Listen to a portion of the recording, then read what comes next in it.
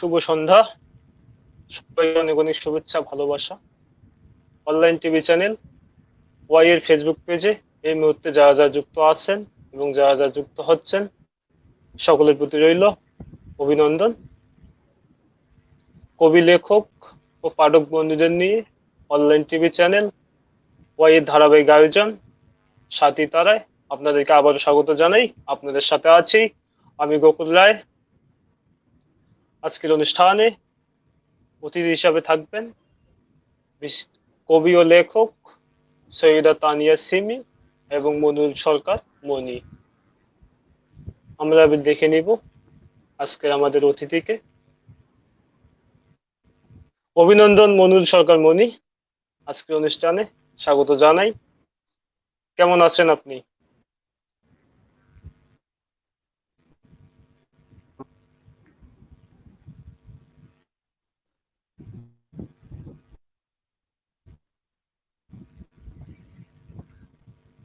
মনিরুল,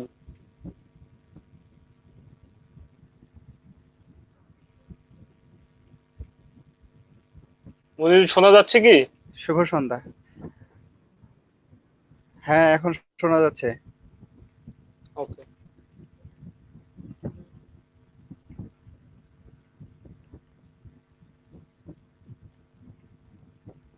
বলেন, শোনা যাচ্ছে। হ্যাঁ, বলছিলাম কেমন আছেন আপনি? হ্যাঁ, আলহামদুলিল্লাহ ভালো আছি। আপনি কেমন আছেন? আমিও ভালো আছি।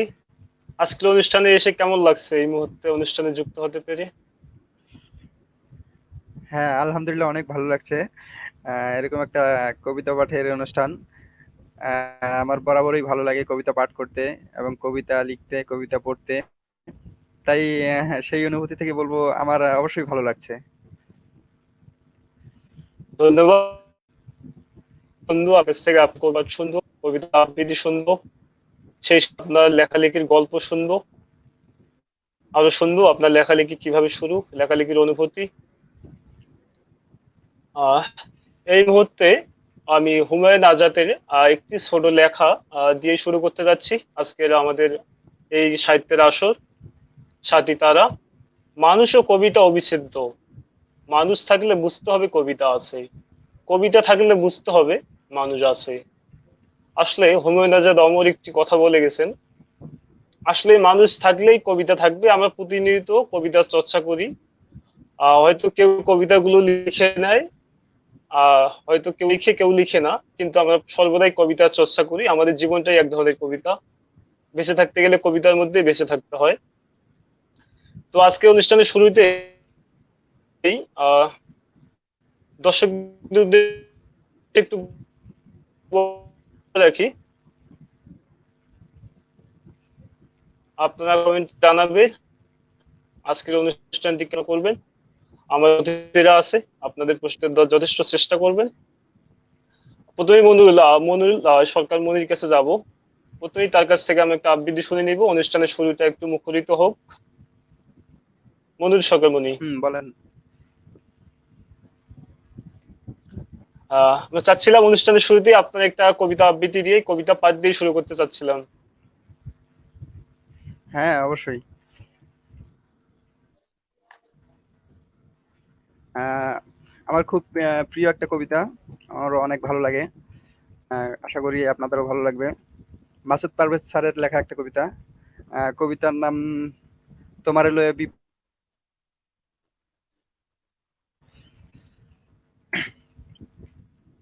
তুমি রোদ পোহাইলে আমার বোধের আতুর ঘরে আগুন লাইগা যায়। আচ্ছা, তুমি যে রোদ পাড়া দিয়ে পুকুরে যাও, সূর্যের খারাপ লাগে না? আমি হইলে তামাম দুনিয়া জ্বালাইয়া ছারখার কইরা দিতাম। তুমি পুকুরে ডুব দিলে, পানি যে তোমারে কেমনে কেমনে জড়ায়া ধরে, বিশ্বাস করো, ইচ্ছা করে পুরা পুকুরটারে শ্মশান বানায়া ফেলাই। এই উতলা বাতাস তোমার চুল নিয়া, আঁচল নিয়া কেমনে খেলে, আমার বুকের ভেতর তুফান শুরু হইয়া যায়। কাউরে কিচ্ছু কইতে পারি না। রাইতে তুমি উঠাইয়া দাঁড়াইলে চাঁদটা তোমার দিকে কেমন কইরা তাকায়, আমার এই যে একটা বডি লই হাত পেরে ফেলাই নিভাইলেই আন্ধা। আমি কই যাইতাম তোমারে লইয়া, আয়নার সামনে যাইতেই তোমারে তার ভিতরে ঢুকাইয়া ফেলায়। আমার নিঃশ্বাস ভারী হইয়া ওঠে। দামি বেদামি কসমেটিক্স, লিপস্টিক ঠোঁটে লাগাও, মুখে লাগাও, গায়ে মাখো, তারা কি তোমারে ছাইরা দেয়? খালি আমারে ছাইরা তুমি দূরে থাকো। আমার চোখ তোমারে ছুঁইতে পারলেও আমার হাত তোমারে ছুঁইতে পারে না, মনে রাখো। আমার পরাণ তোমারে যেইভাবে ছয়, দুনিয়ার কোনো কিছুই আর তেমন করে তোমার ছুঁইতে পারে না, পারবো না। ধন্যবাদ দাদা। অনেক সুন্দর। শুরুতেই যেন শুরুতেই আজকের সন্ধ্যা যেন মুখরিত হয়ে উঠলো। অসাধারণ একটা কবিতা, এবং তোমার আবৃত্তি অসাধারণ ছিল। ধন্যবাদ। সেই সাথে আমাদের অতিথি যুক্ত হওয়ার আগে, আমাদের আরেকজন অতিথি আছে, তিনি যুক্ত হওয়ার আগে আমরা মনিরের কাছ থেকে শুনবো তার লেখালেখির গল্প, তার লেখালেখির অনুভূতি।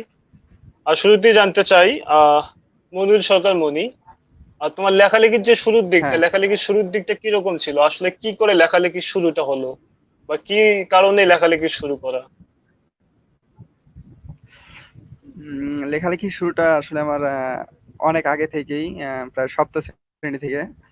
উম, আমার লেখালেখি করতে তখন থেকেই ভালো লাগতো। উম, কিভাবে বলবো যে আমি অনেক ভালোভাবেই লিখতাম। আমার লেখাগুলা আমার সবসময় দেখতো এবং আমাকে বলতো যে হ্যাঁ, অনেক সুন্দর একটা কবিতা। সেখান থেকেই অনুপ্রাণিত হয়ে লেখালেখি। আর সাহিত্যটা আমার প্রথম থেকেই ভালো লাগে। আমার শ্রদ্ধেয় স্যার মোহাম্মদ আলী জিন্নাহ অসাধারণভাবে বাংলা ক্লাস নিতেন, এবং এমনভাবে ক্লাস নিতেন যেন আমাদের হৃদয়ে বাংলা সাহিত্য গেঁথে আছে এইভাবে। তো সেখান থেকে আসলে আমার সাহিত্যের প্রতি ভালো লাগা এবং লেখালেখি, এবং বড় ভাইয়ের অনুপ্রেরণায় এই লেখালেখিতে আসা আর কি, এরকম। আচ্ছা, অনেক ধন্যবাদ। তার মানে তুমি বলতে চাচ্ছো যে লেখালেখির শুরুর দিকে তোমার মনের অনুপ্রেরণা এবং তোমার স্যার, সেই সাথে বড় ভাইদের অনুপ্রেরণা অনেকটা ভূমিকা তোমার লেখালেখি শুরুর ক্ষেত্রে তোমাকে অনেকটা উপকৃত করেছে তারা, তাই তাই তো? হ্যাঁ, অবশ্যই প্রত্যেকটা কাজের ক্ষেত্রে যদি আমরা কারো কাছ থেকে অনুপ্রেরণা পেয়ে থাকি, তাহলে সেই কাজটা যেন দ্বিগুণ হয়ে যায়। সেই কাজে আমরা প্রচুর পরিমাণে সাহস শক্তি পেয়ে থাকি বা সাহস পেয়ে থাকি, এবং কাজটা আমরা বেশি তো খুব ভালো করে করতে পারি। আর যাই হোক, এবার আমি তরুণ লেখকদের ক্ষেত্রে আসবো। অনেক তরুণ লেখক আছে যারা লিখতে চায়, কিন্তু লেখা শুরু করতে চায়, হয়তোবা শুরু করতে পারছে না। আসলে তারা কিভাবে লেখালেখিটা শুরু করবে, বা কি করে করলে তাদের লেখালেখিতে তারা প্রবেশ করতে পারবে, যদি এই বিষয়ে আপনি কিছু বলেন। আসলে তরুণ লেখকদের নিয়ে আমার কথা হচ্ছে যে লেখালেখি এটা মনের বিষয়। সাহিত্যকে মনের ভিতর ধারণ করতে হবে এবং সাহিত্যের সঙ্গে জড়িয়ে থাকতে হবে। সাহিত্য যত চড়া যায় তত সুন্দর হয়, এরকম বিষয়টা। সাহিত্য এমন একটা জিনিস যেটা আপনার মনের একটা ভাব। আর তরুণদের নিয়ে সাহিত্য চর্চা করাটা অনেক সুবিধের এবং অনেক ভালোর। কারণ তরুণদের এই সময়টা চলে, অনেক ভালো একটা বয়স। তারা ইচ্ছে করলেই যে কোনো সময় যে কোনো জিনিস লিখে ফেলতে পারে। সেক্ষেত্রে তাদের নিয়ে সাহিত্য চর্চাটা অনেক ভালো, এবং তাদের আবেগ অনুভূতি সবসময় তারা খাতায় লিপিবদ্ধ করে করতে পারে। এবং লিপিবদ্ধ করলেই ভালো করে সুন্দর করে একটু মার্জিত ভাবে লিপিবদ্ধ, এবং একটু চর্চা করলেই অনেক ভালো লেখা লিখতে পারবে তারা। এভাবেই তরুণরা অনেক আগে আসতে পারে। আর তরুণরা বিভিন্ন এখন ফর্ম আছে, অনেক সবাইকে ভালো তরুণেরা লিখতে পারবে। হ্যাঁ, তো বলবো যে তরুণরা যারা লেখা শুরু করেছে, লিখতে ইচ্ছে করে, লিখতে পারে সবসময়। ফেসবুক অনেক আহ, কবি গ্রুপ আছে এবং কবিতার গ্রুপ আছে, সেখানে পোস্ট করে তারা তাদের আহ, অনুভূতিগুলো পেতে পারে। যখনই কেউ তার পোস্টে ভালো ভালো মন্তব্য করবে, এবং অবশ্যই সে অনুপ্রাণিত হবে, ভালো লাগবে। হ্যাঁ, এইভাবেই আর কি তরুণরা কাজ করতে পারে। অনেক ধন্যবাদ। তার মানে হচ্ছে আমরা লেখালেখি শুরু করতেছিলাম, আমাদের আগে লিখতে হবে, তাই তো? লেখালেখি শুরু করতে হবে, লিখতে হবে, তাহলেই হ্যাঁ। আমরা লিখতে পারবো।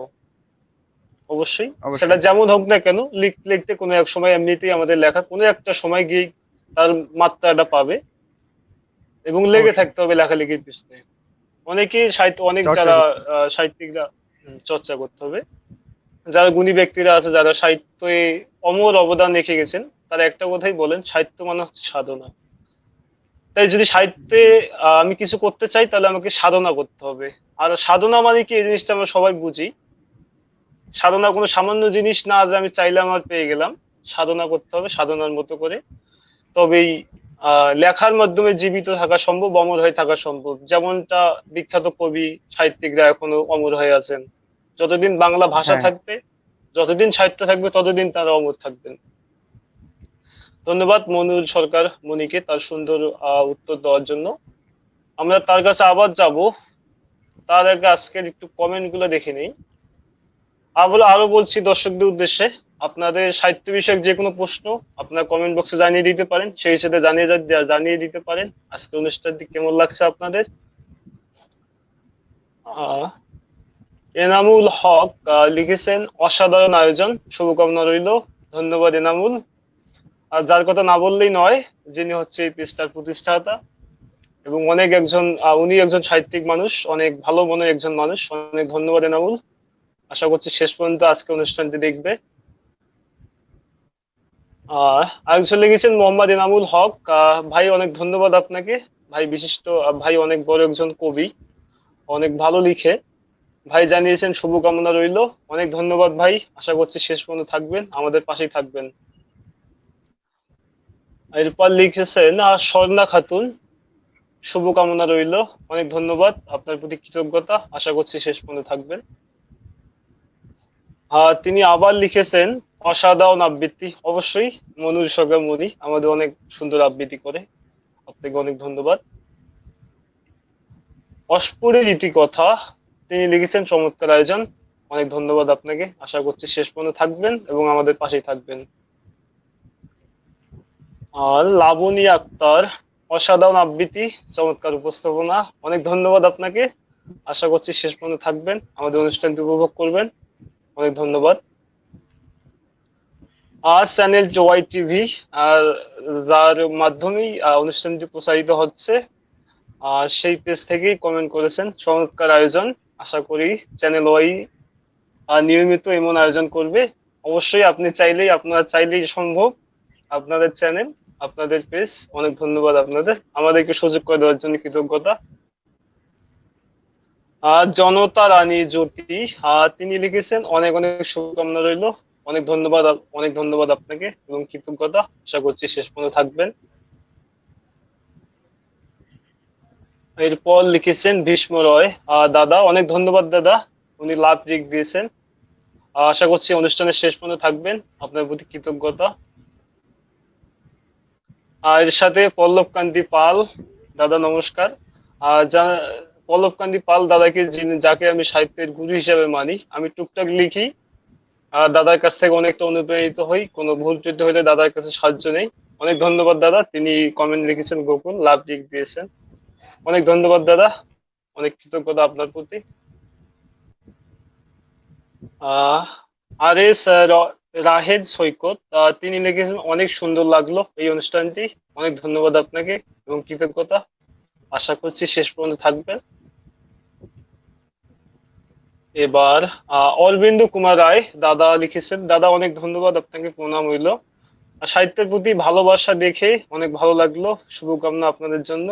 অনেক ধন্যবাদ দাদা, আপনার প্রতি শুভকামনা রইল। আশা করছি শেষ পর্যন্ত থাকবেন। পল্লব কান্তি পাল দাদা আবার লিখেছেন, ভালোভাবে অনুষ্ঠান এগোচ্ছে, শুভকামনা। অনেক ধন্যবাদ দাদা, আশা করছি শেষ পর্যন্ত থাকবেন। আহ এবার এবার আমরা একটু আবার মনুর সরকার মনির কাছে যেতে চাই। তার কাছ থেকে তার লেখালেখির গল্প আমরা অনেকটা শুনে ফেলেছি, এবং তিনি দর্শকদের উদ্দেশ্য লেখালেখি কিভাবে শুরু করবে সেই সম্বন্ধে বলেছেন। আহ তার কাছে যাওয়ার আগে তার কাছে যাওয়ার আগে না, তার কাছে আমরা এখন যাব একটা আবৃত্তি শোনার জন্য। তার কাছ থেকে একটা আবৃত্তি শুনবো, আবৃত্তি শোনার পরে আমরা আরো সাহিত্য সম্বন্ধে জানবো তার কাছ থেকে। মধুর সঙ্গে মনি, আরেকটা আবৃত্তি শুনতে চাই। আহ, আমি এখন আবৃত্তি করব এটি খোলা চিঠি।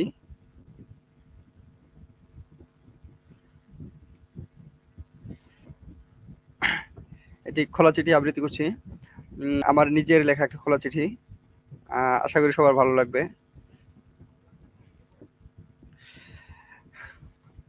প্রিয় রেশমা, প্রযত্নে আকাশ।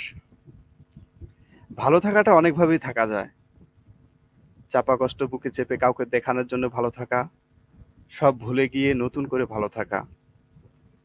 এক ভালো থাকার মাঝে আছে রহস্য, অন্য ভালো থাকার মাঝে আছে নতুন সুরে গা ভাসানোর আনন্দ। কিন্তু আমি যে কিভাবে ভালো আছি সেটা তোকে বলতে পারবো না।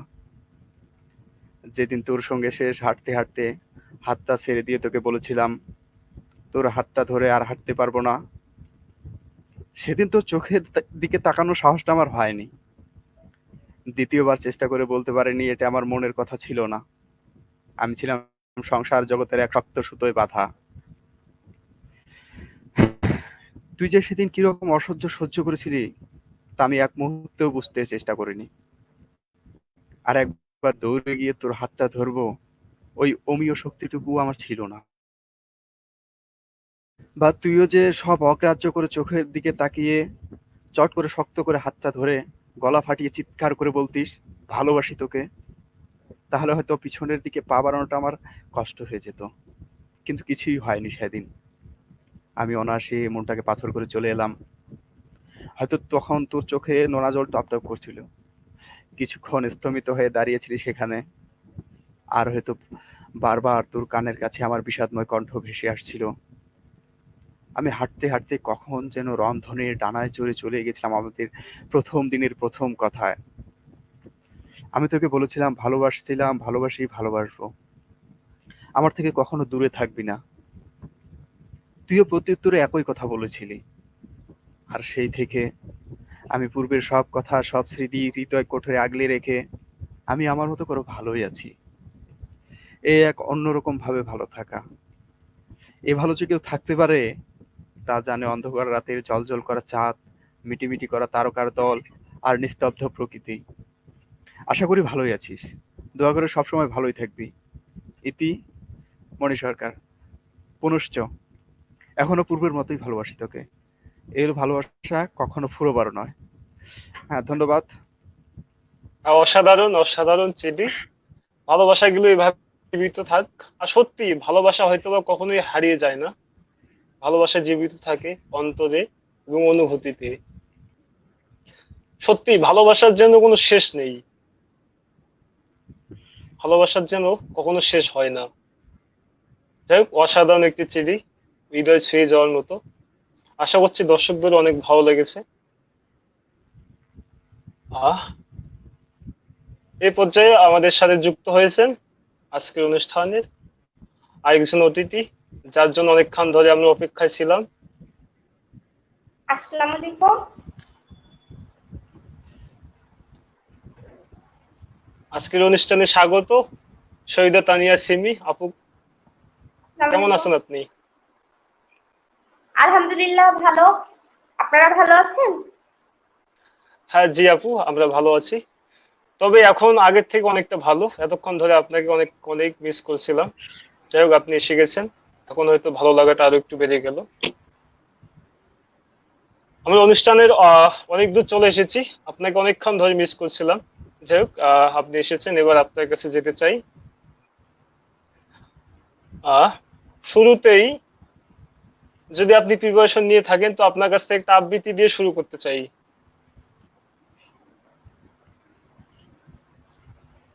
ধন্যবাদ।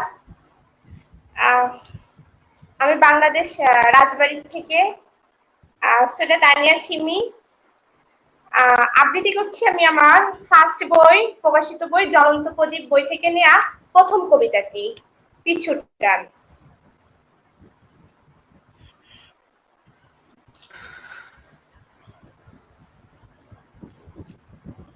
পিছু টান, থামলে কেন? চলতে থাকো। পেছনে ফেরার নেই তো কিছু, একটু ফিরবে তো সামনের থেকে পিছিয়ে যাবে, সামনে চলতে চলতে একদিন তো হবেই বড়, স্বপ্ন রাখি ভাবতে ভাবতে। ধন্যবাদ। অসাধারণ একটি কবিতা, যেন কয়েকটা ছন্দের মধ্যেই অনেক কিছু বোঝাতে চাওয়া। তো আপু, আপনার কাছ থেকে জানতে চাইবো, অনেকেই এমন প্রশ্নটা করে থাকে এবং প্রায় অনুষ্ঠানেই দেখা যায় যে এরকম একটা প্রশ্ন উঠেই আসে। আর তারপরেও আপনাকে প্রশ্নটা করছি যে লেখালেখির শুরুর দিকটা, আসলে আপনার লেখালেখির শুরুর দিকটা কিরকম ছিল, শুরুর দিকের অনুভূতি এবং কি করে আপনি লেখালেখিটা শুরু করলেন, যদি একটু আমাদের মাঝে বলতেন। আচ্ছা, বলছি। আসলে লেখালেখি এটা ভিতর থেকে ছিল, তবে কলমটা ধরা হয়েছে আমার 2011-তে। তখন আমি লিখতাম, লিখতে লিখতে তারপরে হালকা পাতলা, ওরকম ছিল না। তারপরে আমি ওই 12তে আমার পাণ্ডুলিপিটা রেডি হয়েছে। আমি 13তে 2000 2013 সালে 21শে বইমেলাতে আমি আমার এই বইটা বাংলা একাডেমিতে মোড়ক-উন্মোচন হয়ে ওখানে প্রকাশিত হয়েছে শিহাব বাহাদুর মুক্ত চিন্তার প্রকাশনী থেকে। তো ওখানে আপনার ওইখান থেকে আসলে লেখালেখিটা, তারপরে আমি রানিং করে ফেলি বই। এটা আমার লেখালেখির আমার 9 বছর চলছে। এই 9 বছরের মধ্যে এটা আমার ফার্স্ট বই জ্বলন্ত প্রদীপ। আর তারপরে আমার আর একটা বই আছে 14 সালে সাভার ট্র্যাজেডি করি, রানা প্লাজারে ভবন ধসে, ওটা দেখি সাভার ট্র্যাজেডি। এবং 2018-তে বঙ্গমাতা বইটা আমি আমার ঢাকাতে প্রকাশিত হয় বইমেলাতে। আর এই সাথে আমি যৌথভাবে ভারত এবং বাংলাদেশের কবিদের সাথে লিখছি, এবং অন্যান্য জেলার কবিদের সাথে প্রকাশনী থেকে যৌথ বই মোট আমার 23টা হলো যৌথ বই। এভাবেই লেখালেখিটা, আর লেখালেখি এভাবেই চলছে, করছি। আর বিশেষ করে লেখালেখিটা বলতে কি, লিখি নিজেকে কবি হিসেবে জাহির করি না, আমি একটা মানুষ, লিখতে ভালো লাগে। আর লেখার থেকে উপস্থিত কবিতাটা বলতে বেশি ভালো লাগে, যেটা আমার সবসময় ভেতর থেকে আসে। যেমন আমি যখন ছোট ছিলাম, যা দেখতাম, যদি গাছ বা পানি, তারপর নদী, মানুষ, এগুলো দেখে আমার একটা কবিতা চলে আসতো। যার ফলে আমি যদি মানে এগুলো দিয়ে আমার একটা কবিতা, আমার যেটা আমি স্বরচিত ভাবে লেখা ছাড়াই বলি, এরকম আমি আসলে এগুলো রেকর্ড করিনি বা সংরক্ষণ করিনি। আমার অসংখ্য কবিতা উড়ে গেছে, মানে হাওয়ায় উড়ে গেছে। তারপরেও আমি বলবো অজস্র কবিতা আমার মানে অন্তরে আছে, যেগুলো আমার ভিতর থেকে লালন হয়। আসলে আছে এগুলো, এভাবেই আসলে লেখা। আর সব আপনাদের দোয়া, পরিবারের দোয়া, আর সবার দোয়া, সবার সাপোর্ট, এই কারণে। আর এই প্রোগ্রামটিতে যে আমি এসেছি, আমাদের দিদি ভাই, উনি তো নেই, তমা কর্মকার, এই জন্য ওনার অনুপ্রেরণায় এসেছি। উনি ভারতের একজন ভালো বিশিষ্ট কবি, বা ওনার অনুপ্রেরণা এবং ওনার উৎসাহে আমার আরো মানে লেখার স্পিড আরো বেড়েছে। এই জন্য ওনার প্রতি আমার কৃতজ্ঞতা, এবং আমার যারা আমার সাথে ছিলেন প্রত্যেকের প্রতি আমার কৃতজ্ঞতা। কবি মহাদেব শাহ, নির্মলেন্দু গুণ, জাফর ইকবাল স্যার, যারা আমাকে উৎসাহিত করেছেন, যারা ছিলেন আমার সাথে ফার্স্টে, আমার প্রথম বই যখন আমি মোড়ক উন্মোচন করি, ওনারা ছিলেন আমাকে মোড়ক উন্মোচন, আমি ওনাদের নাতনি, কবি জগতের ওনাদের নাতনি আমি। কবি মহাদেব শাহ তো আমাকে দিদি ভাই বলেই ডাকতেন। তো অসংখ্য যে এনাদের সাথে লেখাগুলো আমার ছাপা হচ্ছে। শুভ্রা দিদি, যিনি প্রথম ফার্স্ট আমার কবি নির্মলেন্দু গুণের সাথে লেখা বের করেছেন, আমি অসংখ্য ধন্যবাদ জানাই। এবং আমার কবি জগতে যারা যারা আছেন সকলকে, এই তো আমার পরিচয়। আর কি বলবো, এইভাবে আসলে লেখালেখির অনুপ্রেরণা, লেখালেখি আপনাদের মাঝে আসতে পেরেছি। ইউটিউবে অসংখ্য ধন্যবাদ, ইউটিউবে চ্যানেলকে, যে এখানে আসতে পেরেছি, আপনাদের সাথে পরিচয়, এটাই অনেক বড় ব্যাপার। নিজেকে কবি বলাটা আসলে এটা ঠিক না, আসলে আমরা মানুষ, আমরা লিখে চলি, অসংখ্য কবিদের সাথে আমাদের পরিচয় হবে। হাজার না, কোটি কোটি অসংখ্য যত কবি আছে সবার সাথেই আস্তে আস্তে এভাবে লেখাটা চললে গ্রুপ হবে, সবার সাথে পরিচয় হবে, এটাই একটা সুন্দর সম্পর্ক, এটাই বন্ধন। ধন্যবাদ। অনেক ধন্যবাদ আপু। আপনার কবিতাগুলো এভাবেই বেঁচে থাক, আপনার কবিতা সমাজের কথা বলুক, আপনার কবিতা কথা বলুক কুসংস্কারের বিরুদ্ধে, আপনার কবিতা কথা বলুক নারী শোষণের বিরুদ্ধে, আপনার কবিতা কথা বলুক সমাজের অবহেলিত মানুষদের নিয়ে। আপনাকে অনেক ধন্যবাদ। আপনি বলছিলেন আপনার যে প্রথম বই প্রকাশিত হয়েছে, আপনি বইটা আমাদের দেখাইলেন। আচ্ছা হোক, আসলে আপনার যে প্রথম বইটি প্রকাশের যে অনুভূতি, সেই অনুভূতিটুকু যদি একটু আমাদের মধ্যে শেয়ার করতেন, তাহলে সেই অনুভূতিটা কিরকম ছিল আপনার প্রথম বই প্রকাশের? প্রথম বই, আসলে প্রথম বইয়ের অনুভূতিটা প্রথম যে আমি ফার্স্ট যে কবিতাটা লিখেছিলাম সেটা পিছুটান, সেটা আমার ডেলি ইসে ছাপা হয়েছিল ডেস্টিনি পত্রিকা ফার্স্টে। তো ওখানে আমার কবিতাটা পড়ে 106 জন ভক্ত হয়েছিলেন এবং সবাই অনেক বলেছেন যে খুব সুন্দর, ভালো লিখেছে। তারপর থেকে আসলে অনুপ্রেরণা পাওয়া, আসলে বলেছিলেন সেখান থেকে ধরেন আরো লেখাটার স্পিড অনেক বের হয়েছে, তারপরে লিখেছি কবিতা, তারপরে লিখতে লিখতেই হয়ে গেছে আসলে। আর লেখাটা মূলত ওইভাবে যে কবি হওয়ার জন্য বই বের করা বা আমি কবি হতে চাই এইটার জন্য না, এটা ভিতর থেকে আসে, শখ বশত থেকে হইতে হইতে এখন আল্লাহর রহমতে এতগুলো বই প্রকাশিত হয়েছে। সবই স্রষ্টার ইচ্ছা আর নিজের চেষ্টা এবং পরিশ্রম, এটা অবশ্যই থাকতে হবে। কারণ মেন্টালিটা একদিকে রাখতে হবে যে আমি কাজ করতে পছন্দ করি, আমি একটা ভালো কিছুর মধ্যে আছি, আমাকে এটা সুন্দরভাবে আমাকে কমপ্লিট করতে হবে, সেটা ধরে রাখতে হবে, ধরে রাখলেই সম্ভব। অনেক ধন্যবাদ আপু। আপনার কাছ থেকে আমরা সুন্দর সাহিত্য সম্বন্ধে আরো অনেক কিছু জানবো। তো আপনার কাছে যাওয়ার আগে আমরা একটু কমেন্ট গুলো দেখে নিব। পল্লব কান্তি পাল, উনি লিখেছেন, দাদা ভালোভাবে অনুষ্ঠান এগোচ্ছে, শুভকামনা, অনেক কৃতজ্ঞতা দাদা, শেষ পর্যন্ত থাকবেন। রাসেল সরকার ভাই লিখেছেন, গোকুল ভাইয়া আপনার আবৃত্তি অসাধারণ লাগে, শুভকামনা রইল।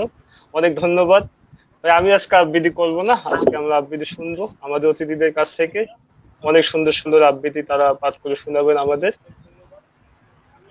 এরপর প্রকাশ রায়, তিনি লিখেছেন, দাদা শুভকামনা, অনেক ধন্যবাদ, অনেক কৃতজ্ঞতা, শেষ আশা করছি শেষ পর্যন্ত থাকবে। আরে রাহিন সৈকত, মনিরুল আবৃত্তি গুলো হৃদয়ে ছুঁয়ে যায়। অবশ্যই মনিরুল অনেক সুন্দর আবৃত্তি করে, তার আবৃত্তি গুলো সবাই হৃদয় ছুঁয়ে যায়। অনেক ধন্যবাদ আপনাকে। এমডি রাসেল ইসলাম, তিনি লিখেছেন, শুভকামনা, অনেক ধন্যবাদ, আপনার প্রতিও শুভকামনা রইল। আহাদ জামান, তিনি লিখেছেন, ওয়াও, অনেক ধন্যবাদ আপনাকে, অনেক কৃতজ্ঞতা। আরে রিয়ান সৈকত, তিনি আবার লিখেছেন, শুভকামনা রইল মনিরুলের জন্য, অনেক ধন্যবাদ আপনাকে, আশা করছি শেষ পর্যন্ত থাকবেন। নাইম আহমেদ, ছোট, অনেক ধন্যবাদ ভাই, তিনি লিখেছেন, গোকুলদা চমৎকার আয়োজন, অনেক ধন্যবাদ, আশা করছি শেষ পর্যন্ত থাকবে। মোহাম্মদ এনামুল ইসলাম, তিনি লিখেছেন, আজকের উপস্থাপন অনেক সুন্দর হচ্ছে, সুন্দরভাবে অনুষ্ঠান এগিয়ে যাচ্ছে, অনেক ধন্যবাদ মোহাম্মদ এনামুল ইসলাম। নাইম আহমেদ আবার লিখেছেন, ভালো লাগছে একক কবিতা পাঠ, অনেক ধন্যবাদ, আশা করছি শেষ পর্যন্ত থাকবেন, আমরা আরো অনেক কবিতা শুনবো। বিস্ফ রয়, তিনি লিখেছেন, অনেক সুন্দর আয়োজন, খুব ভালো লাগছে, অনেক ধন্যবাদ দাদা, আশা করছি শেষ পর্যন্ত থাকবেন। এরপর আহাদ জামান আবার লিখেছেন, শুভকামনা রইল মনিরুল বন্ধু, অনেক ধন্যবাদ, আশা করছি আপনি শেষ পর্যন্ত থাকবেন। মোহাম্মদ এনামুল, সিমি আপুকে স্বাগত, অবশ্যই সিমি আপুকে স্বাগত, আপনাকে অনেক ধন্যবাদ, আশা করছি শেষ পর্যন্ত থাকবেন। আর তিনি আবার বলেছেন, সেমি আপুর আবৃত্তি অসাধারণ, অবশ্যই সেমি আপুর আবৃত্তি অসাধারণ, আমরা তার কাছ থেকে আবার আবৃত্তি শুনবো। এরপর আরএস রেহান সৈকত, তিনি লিখেছেন, মনি তুই তো ফাটিয়ে দিছিস, অনেক সুন্দর কবিতা বলিস। অনেক ধন্যবাদ আপনাকে। আশা করছি শেষ পর্যন্ত থাকবেন, আরো কবিতা শুনবেন। আরএস রাহিদ সৈকত তিনি আবার লিখেছেন, সাবাস মনি এগিয়ে যা। অনেক ধন্যবাদ। মনি অবশ্যই এগিয়ে যাবে। আমরা থেকে অমর হয়ে দেখতে চাই। এরপর মোহাম্মদ এনামুল ইসলাম তিনি লিখেছেন, বইয়ের প্রস্তুত অসাধারণ। নিশ্চয়ই বইয়ের ভিতরে লেখাগুলোও অসাধারণ হবে। বইটি কিভাবে সংগ্রহ করতে পারি? অবশ্যই বইটি অনেক সুন্দর হবে। আমরা আপুর কাছ থেকে শুনে নিব কিভাবে বইটা সংগ্রহ করা যাবে। আহ তার আগে আপুর কাছ থেকে আমরা একটা আবৃত্তি শুনবো। আবৃত্তি শুনে এই প্রশ্নটির উত্তর শুনবো। আপু প্লিজ আপনি এবার একটা আবৃত্তি শোনাবেন, তারপর আপনি আপনার বইটা আমরা কিভাবে কালেক্ট করতে পারি সেই সম্বন্ধে যদি আপনি একটু জানাবেন আমাদের। আবৃত্তি পাঠ করছি আমি দেবদাস কবিতাটি।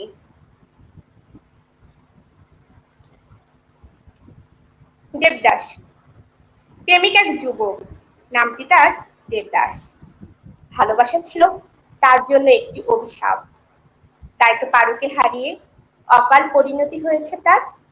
পরিবার ত্যাগ করেছে সে, হাতে নিয়েছে মদের বোতল, গিয়েছে নাসনি অলির ঘরে। সেখানে থেকেও এতটুকু শান্তি হয়নি। মনে পড়ে তার পারুর স্মৃতি, সেই দুরন্ত প্রেমের কথা। ছুটে যায় সে জীবনের ছুটি নিয়ে পার্বতীর সাথে একটি বার দেখা করতে। ভাগ্যের সেই নির্মম পরিণতি হঠাৎ শুনতে পেল পারু, দেবদা তার বাড়ির গেটের সামনে পড়ে আছে। পার্বতী সকলের বাধা পেরিয়ে ছুটে চলে একটি বার দেখা করতে। দেবদা তাকিয়ে দেখছে, পারু আসছে ছুটে, হাতটি বাড়িয়ে দেবদা দেবদা বলে চিৎকার করে। হঠাৎ হুকুম পড়লো বড় গেট বন্ধ করার। বন্ধ হয়ে গেল সেটি। এই নিষ্ঠুর নির্মম পরিণতি দেবদাকে মানতে বাধ্য করলো। দেবদা এই নিষ্ঠুর নির্মম পৃথিবী থেকে নিল চির বিদায়, আর নিভে গেল পার্বতীর সেই জ্বলন্ত আগুনের প্রদীপ। ধন্যবাদ। অনেক সুন্দর। সত্যি আপনার লেখাগুলো যেমন সুন্দর, আপনার আবৃত্তিও তেমন সুন্দর। এবার আপনার কাছ থেকে জানতে চাইবো, আপনার বইগুলো একজন কমেন্টে বলেছেন যে আপনার বইগুলো কিভাবে সংগ্রহ করব, যদি একটু আমাদের বলেন আপনার বইগুলো আমরা কিভাবে সংগ্রহ করতে পারি। বইগুলো আছে আপনার ঢাকা কাটাবন সাইদ বাহাদুর শিহাব বাহাদুর প্রকাশনীতে, মুক্ত চিন্তা প্রকাশনীতে, ওখানে আপনারা পাবেন বইটা। জ্বলন্ত প্রদীপ বই ওখানে আছে। অনেক ধন্যবাদ। তিনি নিশ্চয়ই শুনছেন পাওয়া যাবে। কিভাবে বইটি আমরা পাবো। আচ্ছা, এবার আপুর কাছ থেকে যাওয়ার আগে আমরা মনিরুলের কাছে আরেকবার যেতে চাই। আমরা শুনতে চাই তার কাছ থেকে আরেকটা আবৃত্তি। মনিরুল সরকার। হ্যাঁ, অবশ্যই। আচ্ছা, বলছি আমি, তবে এবার বলবো আমি আমার উপস্থিত কবিতা লেখা ছাড়া, যেটা ভিতর থেকে আসে। আর এটাই আমি মনে করি যে লিখে তো আমরা লিখি কলম দিয়ে, কিন্তু ভেতর থেকে আসার একটা বিষয় আছে। ওটা আমি ছোটবেলা থেকে, যেটা আমার লালন হয়েছে, হতে হতে কিন্তু আজকে কবিতাটা জানি না কতটুকু হয়েছে, তাও চেষ্টা করি বলার, যেটাকে আমি ফিল করে বলতে পারি। এটা আমার মনের কাছে আমার ভালো লাগে, যে মনে হয় যে আমার কবিতাই আমার প্রকৃত একটা বন্ধু আমার সাথে। তো আমি আবৃত্তি করছি, কবিতা পাঠ করছি আমি। নামটি দিলাম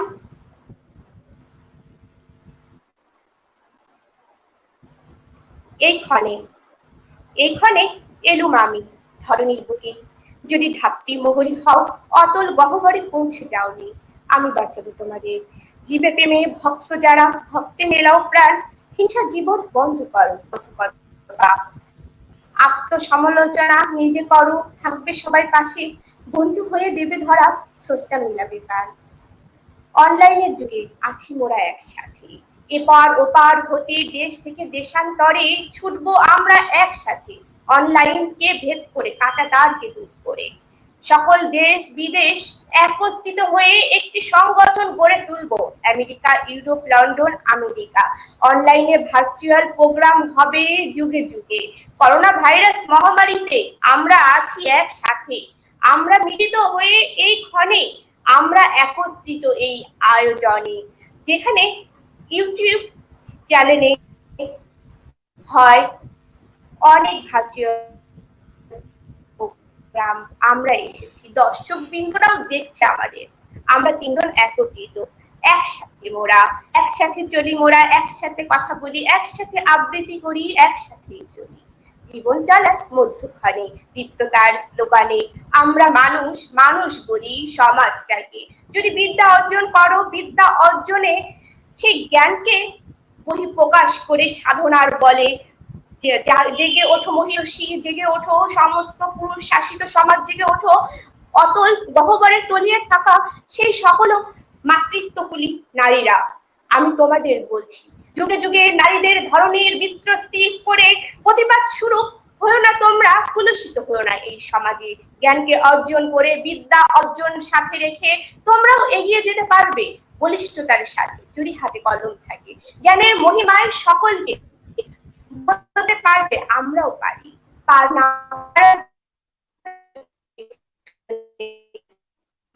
মানুষ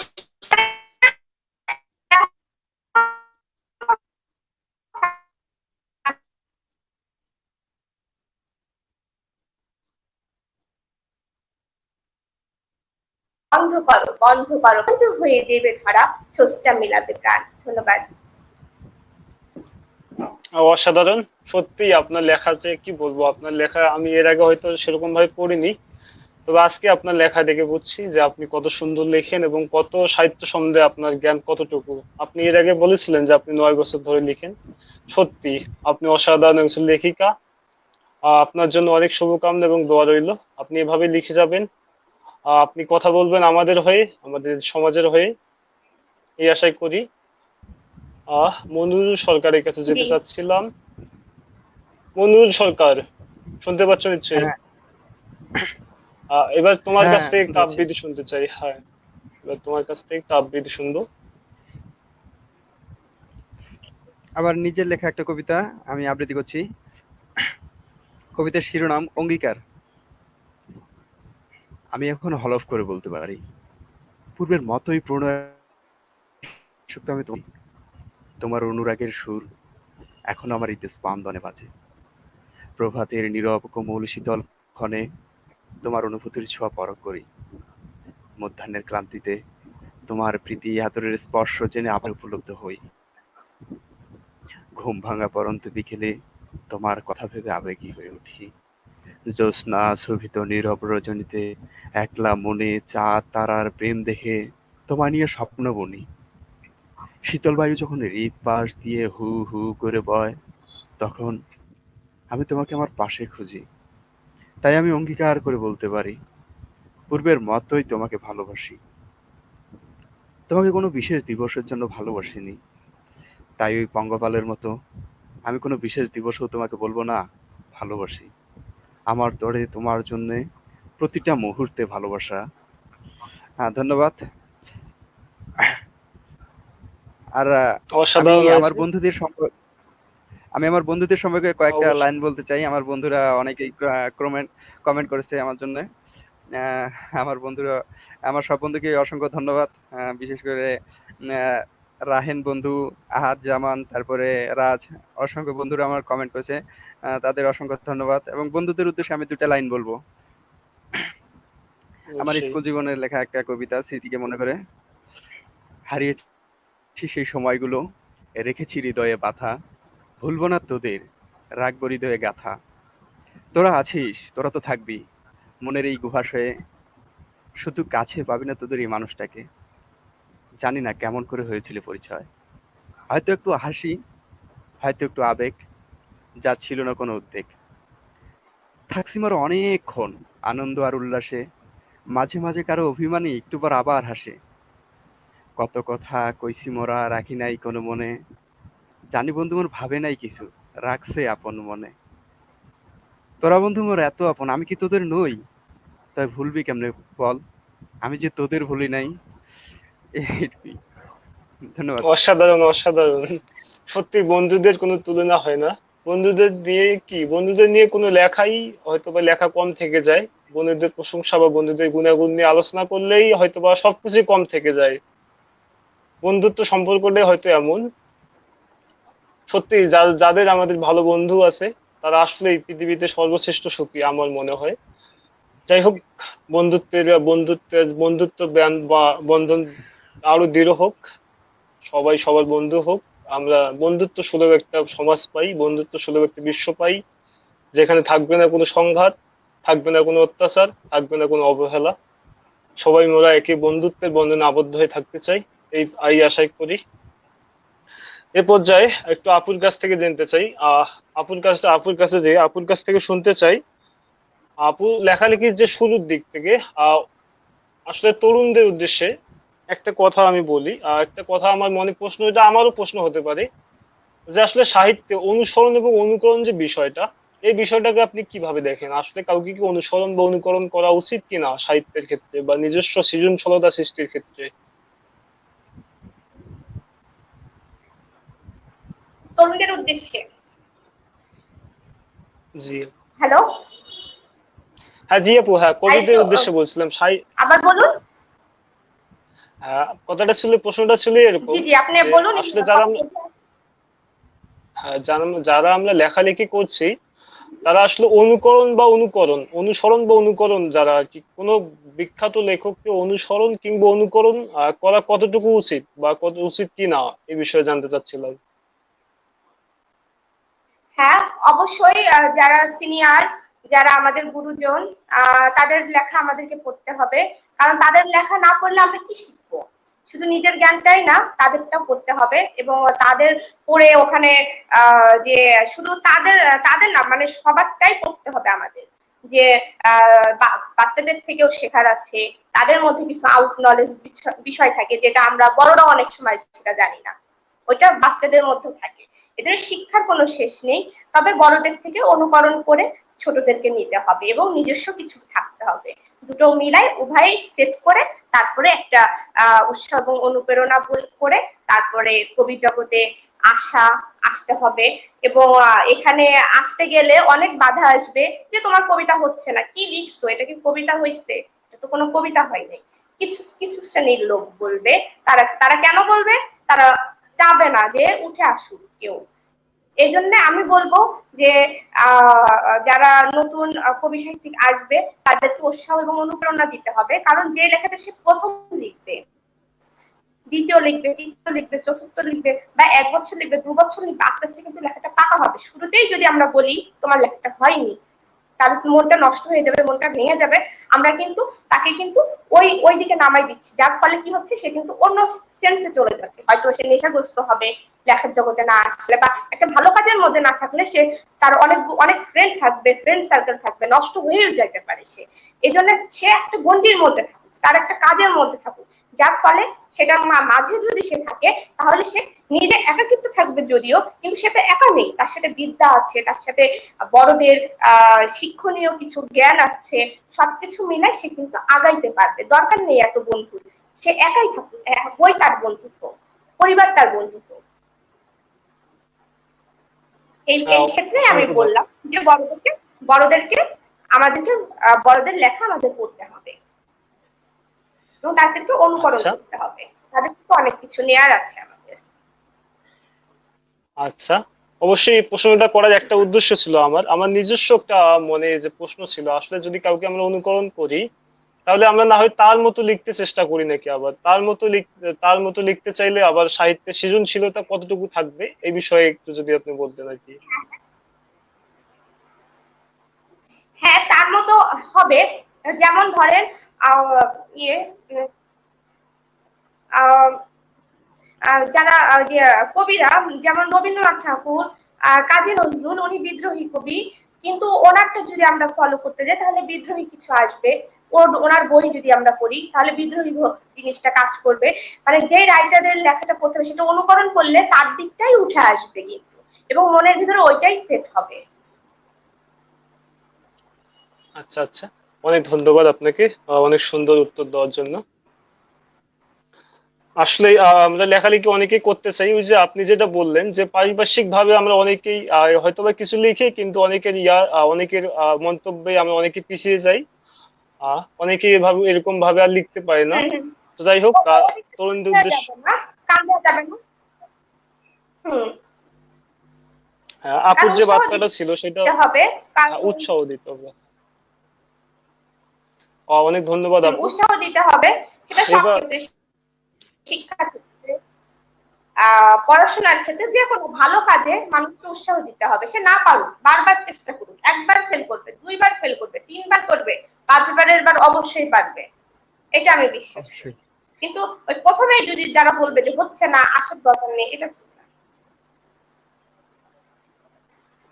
অবশ্যই আমরা চাই সমাজে এরকম মানুষগুলো সমাজ থেকে হারিয়ে যাক, যারা অন্যের ভালো দেখতে পায় না। আমরা চাই সুন্দর একটা সমাজ হোক, সবাই সবার সবার ভালোটা চাই। এই পর্যায়ে মনিরের জি। কাছে যেতে চাই। মনিরুল, তোমার প্রথম লেখা প্রকাশিত হওয়ার অনুভূতিটা কিরকম ছিল? আসলে প্রথম লেখা প্রকাশিত হওয়ার অনুভূতিটাই অন্যরকম। আমি যদিও অনেক আগে থেকেই লিখি, তো প্রকাশিত আমার প্রথম একটা কবিতা প্রকাশিত হয় দশম শ্রেণীতে। হুম, দশম শ্রেণীতে এম ইব্রাহিম মিজি সম্পাদিত মহানায়কের মহান কীর্তি বইয়ে বঙ্গবন্ধু সম্পর্কিত একটা 52 লাইনের কবিতা আমার সংকলিত হয় সেই বইয়ে। এবং সেই বইয়ে অনেক বড় বড় গুণী লেখকের কবিতা আছে, সেলিনা হোসেনের, তারপরে নির্মলেন্দু গুণের কবিতা আছে। অসাধারণ ভালো লেগেছে আমার বইটা। আমি বইটা যদি আপনাদের দেখাইতে যাই, এটা হচ্ছে সেই বই, মহানায়কের মহান কীর্তি। এবং এখানে আমার 52 লাইনের একটা কবিতা আছে। তো প্রথম দিকে যখন কবিতা প্রকাশিত হলো, তখন আহ, কিভাবে বোঝাবো যে অনেক আনন্দের একটা বিষয় এবং অনুভূতির একটা বিষয়। আমার ফ্যামিলি থেকে অনেক সাপোর্ট করতো, অনেক ভালোই লাগতো। এবং বন্ধু মহলে ছড়িয়ে যাওয়ার পর বিষয়টা, তারা সবসময় ভালোই আগ্রহ অনুপ্রেরণা জোগাতো। সব দিক থেকে ভালোই লাগতো, এই আর কি। আমরা কি ওই কবিতার কয়েকটা লাইন শুনতে পারি, প্রথম কবিতার? হ্যাঁ, অবশ্যই। আচ্ছা, আমি, হ্যাঁ, আহ, কবিতার শিরোনাম ছিল মুজিব মহাবীর। তখন চলছিল পীড়াপিড়ির খেলা, কে কেমন করে ছিঁড়ে খেতে পারে দেশকে। শুধু স্বার্থ নিজের, আর কিছু নয়। সব বিদেশি শকুন সাজাচ্ছে নিজের বেশকে।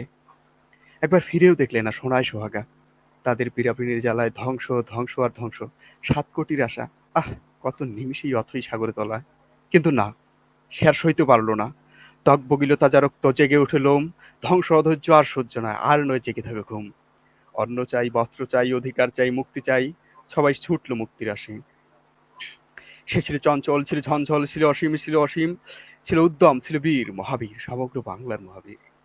বাংলার জন্মদানে ছিল সজীব, সেই তুমি অমর মুজিব। আরো অনেকগুলো লাইন আছে, এখন এই মুহূর্তে আমি। অসাধারণ, অসাধারণ। যাই হোক, প্রথম অনুভূতির মতোই অনুভূতিগুলো ছড়িয়ে থাক তোমার মাঝে, এবং আরো তুমি অনেক কবিতা লিখো আমাদের জন্য। আমরা আরো অনেক কবিতা অবশ্যই। শুনবো তোমার কাছ থেকে। ভবিষ্যতে তুমি অমর হ্যাঁ, হয়ে সবাই। থাকো কবিতার মাধ্যমে। অবশ্যই। এ পর্যায়ে আমরা আরেকবার কমেন্ট গুলো পড়ে নিব। আর এস রেহান সৈকত, তিনি আবার লিখেছেন, মনি আমি রাজ, আমরা সবাই তোর কবিতা শুনতেছি, শুধু সেই সুন্দর কবিতা বলিস। অনেক ধন্যবাদ আপনাদের সবাইকে, অনেক কৃতজ্ঞতা। আশা করছি শেষ পর্যন্ত থাকবেন এবং মনিরুলকে এভাবে উৎসাহ দিয়ে যাবেন।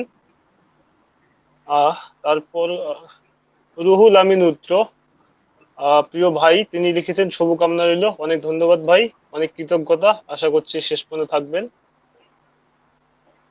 এনামুল হক, তিনি আবার লিখেছেন, তোমার অনুরাগের সুর এখনো আমার স্পন্দনে বাজে। অসাধারণ কথা মনিরুল। অবশ্যই কি বলবো, ধন্যবাদ এনামুল ভাই। তার লেখা সিডিগুলো অসাধারণ হয়, অসাধারণ। নাইম ইস আহমেদ, তিনি আবার লিখেছেন, মনিরুল ইসলাম মনি ভাই, আপনার কবিতার পাশাপাশি কণ্ঠ অসাধারণ, শুভকামনা আপনার জন্য। অনেক শুভকামনা আপনার জন্য। আহ ধন্যবাদ এবার নাইম লিখেছেন আহমেদ ভাই। সন্ধ্যা খাতুন, আপুর আবৃত্তি কণ্ঠ, কথা অসাধারণ, অসাধারণ সত্যি। আপুর কবিতা এবং কথা দুইটাই অসাধারণ। তবে আপুর কথা কবিতার মধ্যে যে জিনিসগুলো ফুটে উঠছে, সত্যি আপুর লেখা অসাধারণ লেখা। হয়তো এর আগে সৌভাগ্য হয়নি আপুর লেখা পড়ার, তবে এখন থেকে চেষ্টা করব আপুর লেখা পড়ার। আর এরপরে কমেন্ট করেছেন রাতুল রয়, তিনি লিখেছেন অসাধারণ আবৃত্তি। অনেক ধন্যবাদ বন্ধু রাতুল, আশা করছি শেষ পর্যন্ত থাকবে। এ পর্যায়ে আহ আমরা একটু আপুর কাছে যেতে চাই, আপুর কাছ থেকে শুনতে চাই ভবিষ্যতে লেখালেখি নিয়ে আপনার পরিকল্পনা সম্বন্ধে।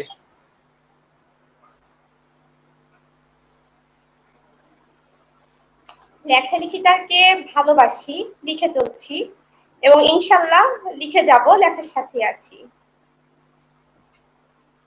অনেক ধন্যবাদ। আর সেই সাথে আমরা আপনার আরেকটা আবৃত্তি শুনতে চাই, দর্শকদেরও আবেদন একটা আবৃত্তি শুনবো আপনার।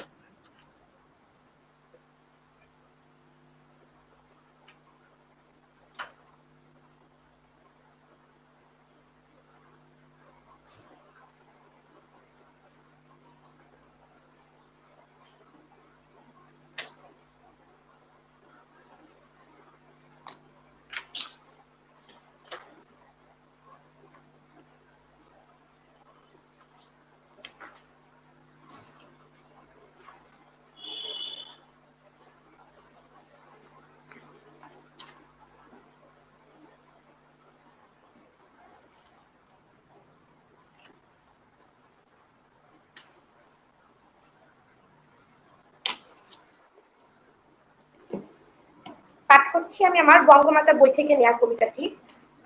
এটা আমার তৃতীয় বই বঙ্গমাতা, ঢাকা ২১শে বইমেলা থেকে বেরোইছিল।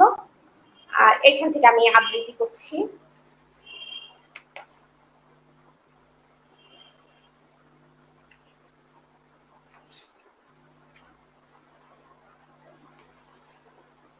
পাঠ করছি আমি জিজ্ঞাসা কবিতাটি। একদিন শিশুকন্যা জিজ্ঞাসা করিল, মাগো তুমি আমাদের ফার্নিচার বিক্রি করে দিচ্ছ? উত্তরে মা বলল, এগুলো পুরনো হয়ে গেছে, অনেক আগেকার, তাই বিক্রি করে দিচ্ছি। একদিন শিশুকন্যা আবারও জিজ্ঞাসা করিল, মাগো তুমি আমাদের সোফা সেট বিক্রি করে দিচ্ছ? উত্তরে মা বলল, এটা পুরনো হয়ে গেছে, তাই বিক্রি করে দিচ্ছি।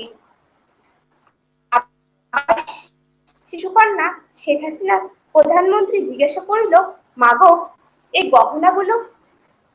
উত্তরে মা আবার বলিল, এই গহনাগুলো পুরনো হয়ে গেছে, অনেক আগেকার, তাই বিক্রি করে দিচ্ছি।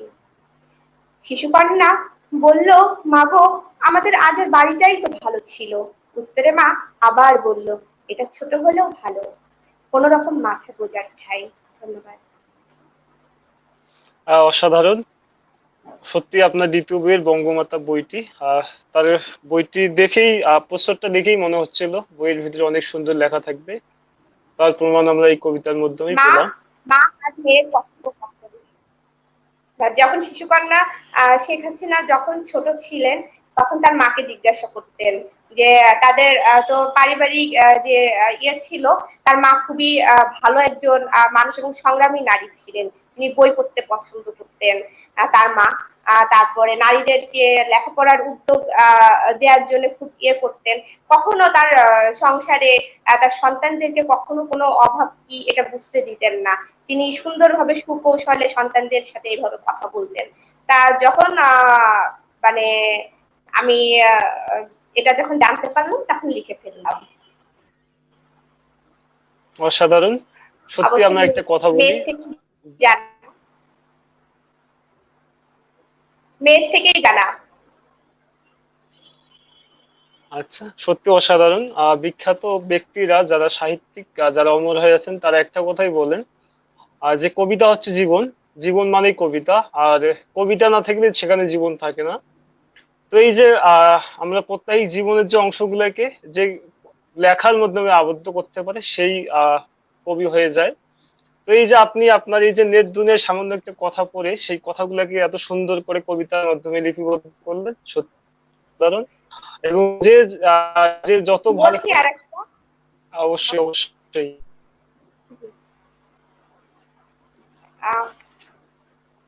স্বামীর প্রতি যে ওনার যে ভালোবাসাটা ছিল, সেটা মানে বঙ্গমাতার,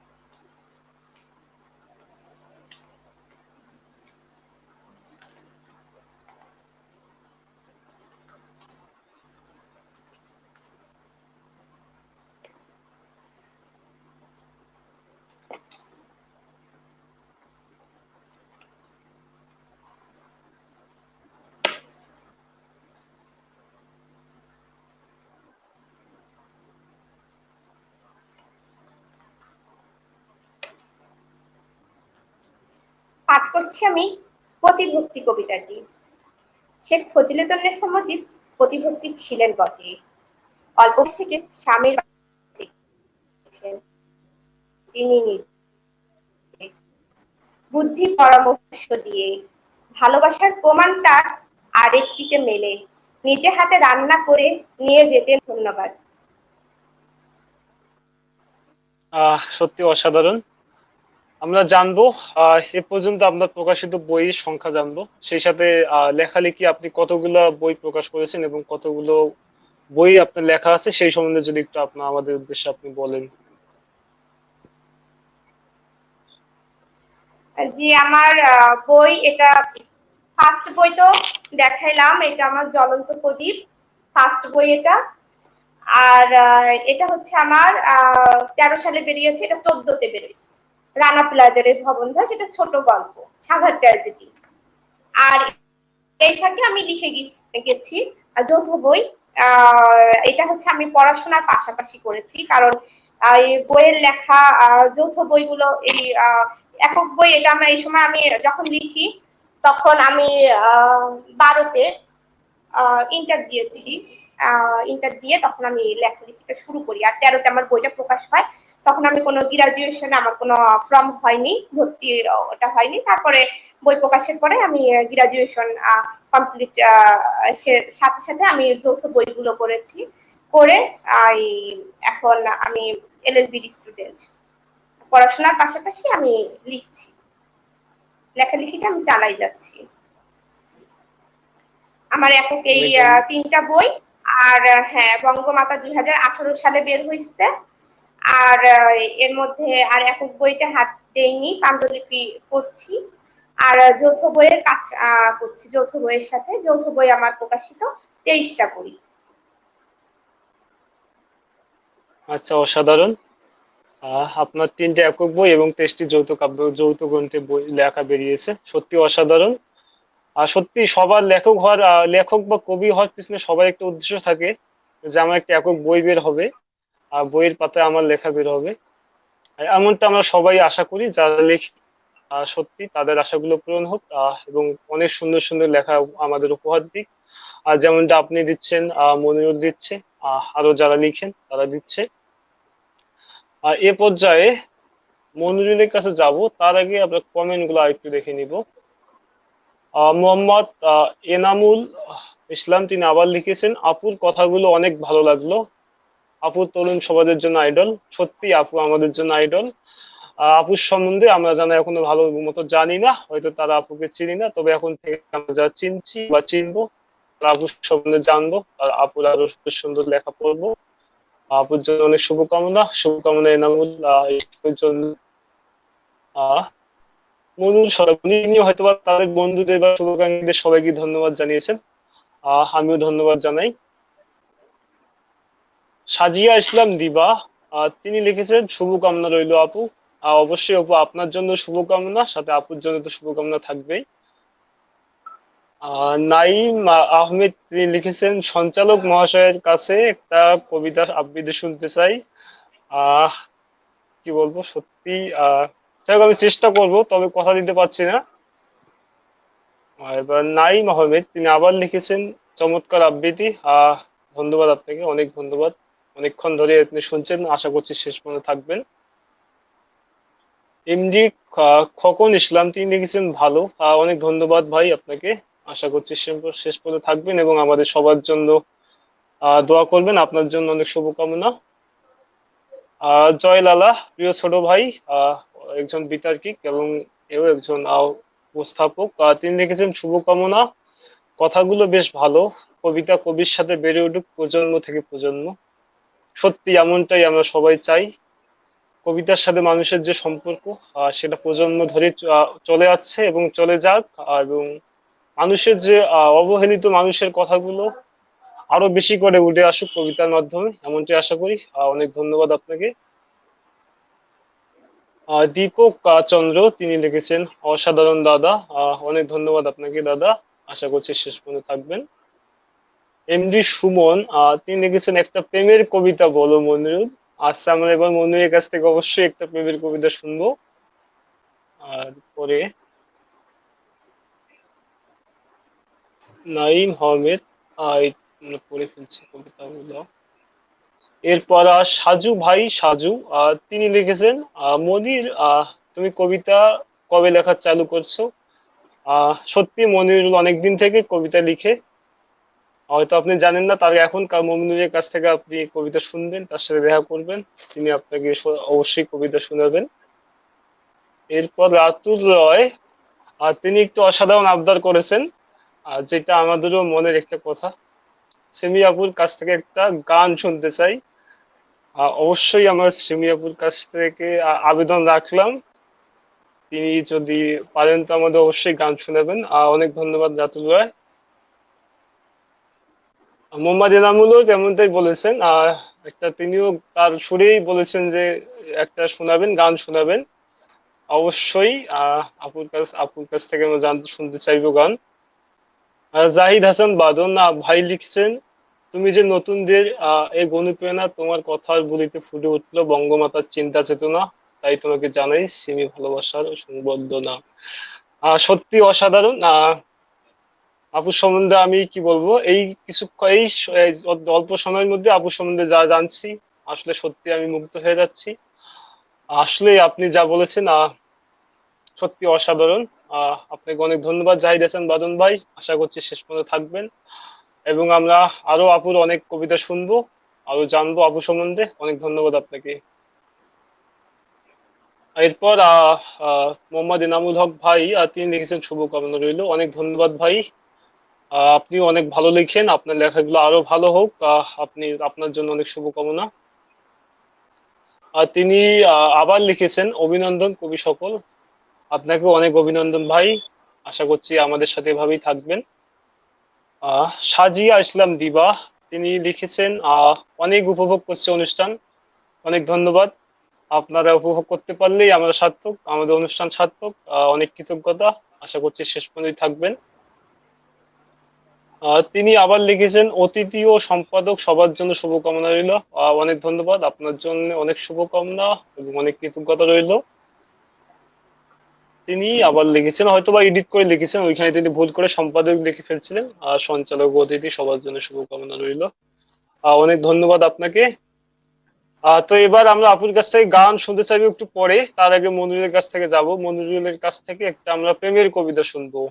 মনিরুল প্লিজ।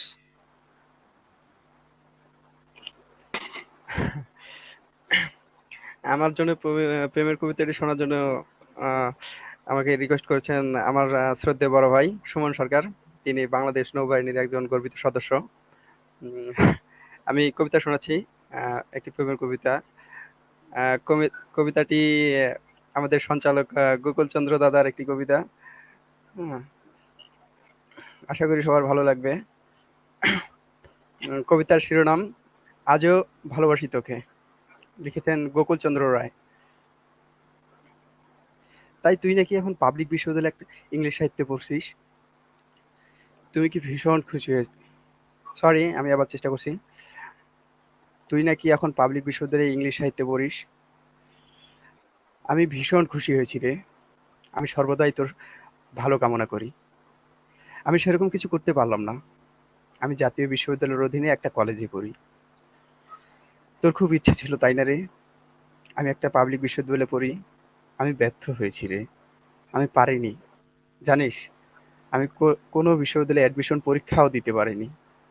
বাস্তবতা মানুষকে অনেক কিছু শেখায়।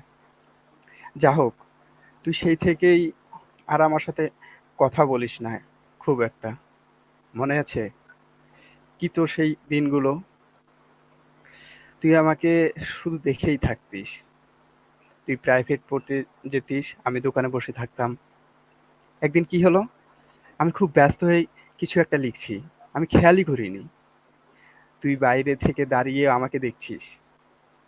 আমি যেই তোর দিকে তাকালাম, তুই লজ্জা চোখে মুহূর্তেই চলে গেলি।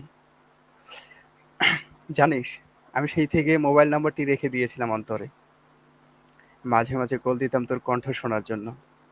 এভাবে দীর্ঘ একটা বছর গেল, কিন্তু আমি তোকে ভালোবেসে ফেলেছি এটা জানাতে পারলাম না। অনেকদিন তোর সাথে দেখা হলো না, কিন্তু তুই তো সর্বদাই আমার অন্তরে ছিলি। হঠাৎ মনে হলো তোর ওই নাম্বারে কল দিই, তুই কল রিসিভ করে আমাকে চিনতে পারলি না, তারপর দেখা করতে চাইলি। প্রথমবারে দেখা করতেও ব্যর্থ হলাম, আমি সময় মতো পৌঁছাতে পারলাম না, তারপর দেখা হয়েই গেল। জানিস, ওই দিন তোকে দেখার পর আমি অবশ হয়ে যাচ্ছিলাম, কিছুই বলতে পারলাম না। তুই মুচকি হেসে চলে গেলি। সেদিন নিজেকে খুব ব্যর্থ মনে হয়েছিল। জানিস, তুই কল দিলে আমি কথা খুঁজে পেতাম না। এ নিয়ে একটা দাদা ভীষণ রেগেছিল। তিনি নিজেই তোর সাথে একদিন কথা বলেছিল আমার হয়ে। তুই কি বুঝতে পেরেছিলি যে তোর সাথে অন্য কেউ কথা বলেছে? কত দুর্বল ছিলাম তোর প্রতি।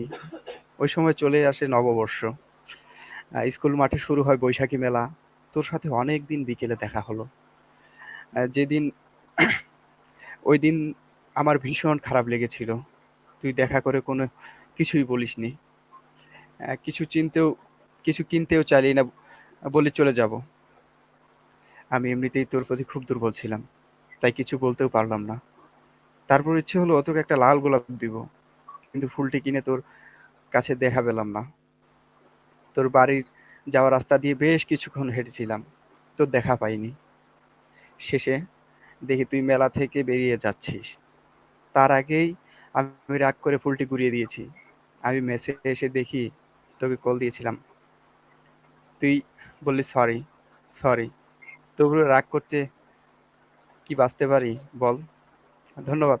এটুকুই একটু কবিতা, গোকুল দাদার কবিতা। গোকুল দাদা অনেক সুন্দর কবিতা লেখে। আবৃত্তি করার চেষ্টা করলাম, যদিও ভালো হয়নি, তারপরেও একটু চেষ্টা করলাম আর কি। অনেক ধন্যবাদ।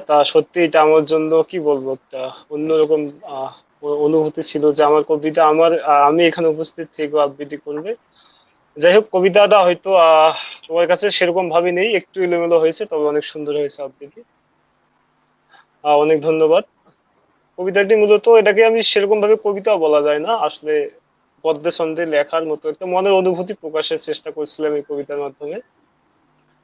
আহ এবার আমরা আপুর কাছে যাব। আপুর কাছ থেকে একটা প্রশ্ন জানতে চাইবো, তারপরে আপুর কাছ থেকে আবৃত্তি শুনতে চাইবো।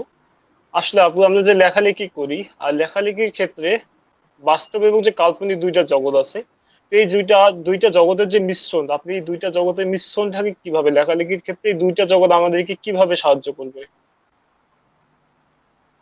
জি, আবার বলুন। নেটে বেঁধে আসছে হ্যাঁ, আমি কথাটা, বলছিলাম বুঝতে পারিনি আবার। লেখালেখির ক্ষেত্রে। আচ্ছা আচ্ছা, অবশ্যই আবার বলছি। লেখালেখির ক্ষেত্রে একটা হচ্ছে কাল্পনিক জগৎ আর একটা হচ্ছে বাস্তব জগৎ। কল্পনার সাথে বাস্তবতার যে মিলবন্ধন, আমরা লেখার মাধ্যমে কিভাবে এই জিনিসটার মিলবন্ধন করাবো, বা আসলে কি করে কল্পনা এবং বাস্তবতা কি করে লেখায় ফুটে ওঠাবো, কিভাবে এটা পারবো আমরা, কিভাবে জিনিসটা ভালো হবে আর কি, আমি এটা বলতে আমি চাইছিলাম। জি জি বলছি, আসলে দুটোই আছে। মানে দুটো জিনিসই অনেকে ফলো করে, কিন্তু কল্পনা যদি আপনি ওটা যদি সবসময় কল্পনাটা আসবে না। বাস্তব ভিত্তিক আমরা যে কল্পনা করে অনেক কিছু যদি আমরা তৈরি করতে যাই বা লিখতে যাই, সেটা দেখা যাবে কি সেটা অতটা ভালো হবে না। আর বাস্তবসম্মত কিছু দেখলাম সামনে, সেটা চট করে লিখে ফেললাম বা চট করে বললাম, ওটার প্রাধান্যটা বেশি এবং ভালো লাগবে, এবং ওটা বাস্তব ভিত্তিক আছে এবং ওখান থেকে জানার আছে, বোঝার আছে, শেখার আছে, ওটার প্রায়োরিটিটা বেশি। আর কাল্পনিক ওটা তো কল্পনার জগৎ। ওই এখন তো আমি ইচ্ছা করলে আকাশের মধ্যে চলে যাইতে পারি, যে আকাশ তুমি এখন আমার খুব কাছে, মেঘ তুমি এত কুয়াশা কেন, আমি তোমার মাঝে এসে লুকিয়ে পড়েছি অন্ধকারের মাঝে। নদী তুমি এত বিশাল কেন, দেখো না এক বুক পানির মধ্যে যদি আমি একটু দাঁড়াই, আমি তো তলিয়ে যাব। আর তলিয়ে যাব না এটাও বলছি না, আমি তোমার মাঝে গা ভাসিয়ে চলবো, আমি তোমার উপর দিয়ে হাঁটবো ঠিক তোমার মাঝে। তবুও যদি কাল্পনিক হয়, এটাই আমি কল্পনা, তাই আমি কাল্পনিক, এটাই কাল্পনিক। আর বাস্তবতা এই যে আমরা এসেছি এইখানে, এই মুহূর্তের প্রতিছবিতে সবাইকে দেখছি একসাথে, কেউ আবৃত্তি করছেন, কেউ উপস্থাপনা করছেন, আর দর্শক বিন্দুরা মন্তব্য করছেন। এটাই বাস্তবতা।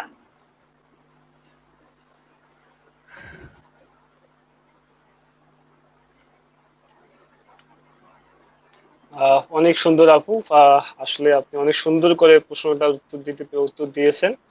সত্যি এই জায়গাটাতে আমি একটা ছিল, অনেকেই অনেক বড় সাহিত্যিকরা বলে আসলে এই লেখার ক্ষেত্রে বাস্তবতার সাথে কল্পনার সাথে বাস্তবতার মেলবন্ধন হওয়া আবশ্যক। আপনি যেটা সুন্দর করে আমাদের বুঝিয়ে দিয়েছেন। এ পর্যায়ে আমরা অনুষ্ঠানের অনেকটাই শেষ পর্যায়ে এসেছি। অনুষ্ঠানের শেষ পর্যায়ে যাওয়ার আগে আমরা আরেকবার একটু কমেন্ট গুলো পড়ে নিব।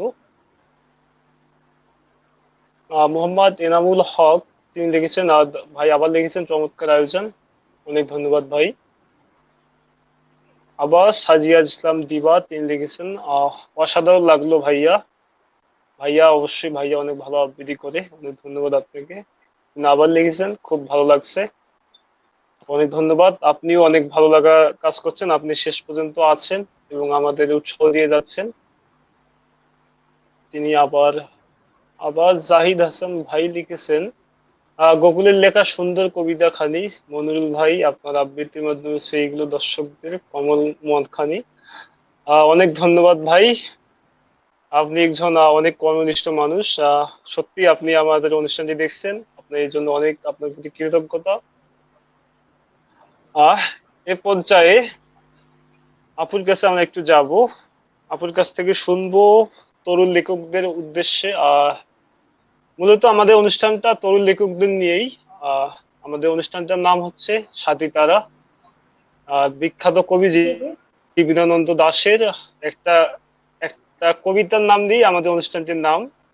জীবনানন্দ দাশের একটি কবিতা হচ্ছে স্বাতী তারা, সেই কবিতার নাম দিয়েই আমাদের অনুষ্ঠানটির নাম দেওয়া হয়েছে। মূলত তরুণ কবিদের, তরুণ কবি লেখক বা যারা আসলে পাড়ার আচ্ছা লেখক, এই দুইটার মধ্যে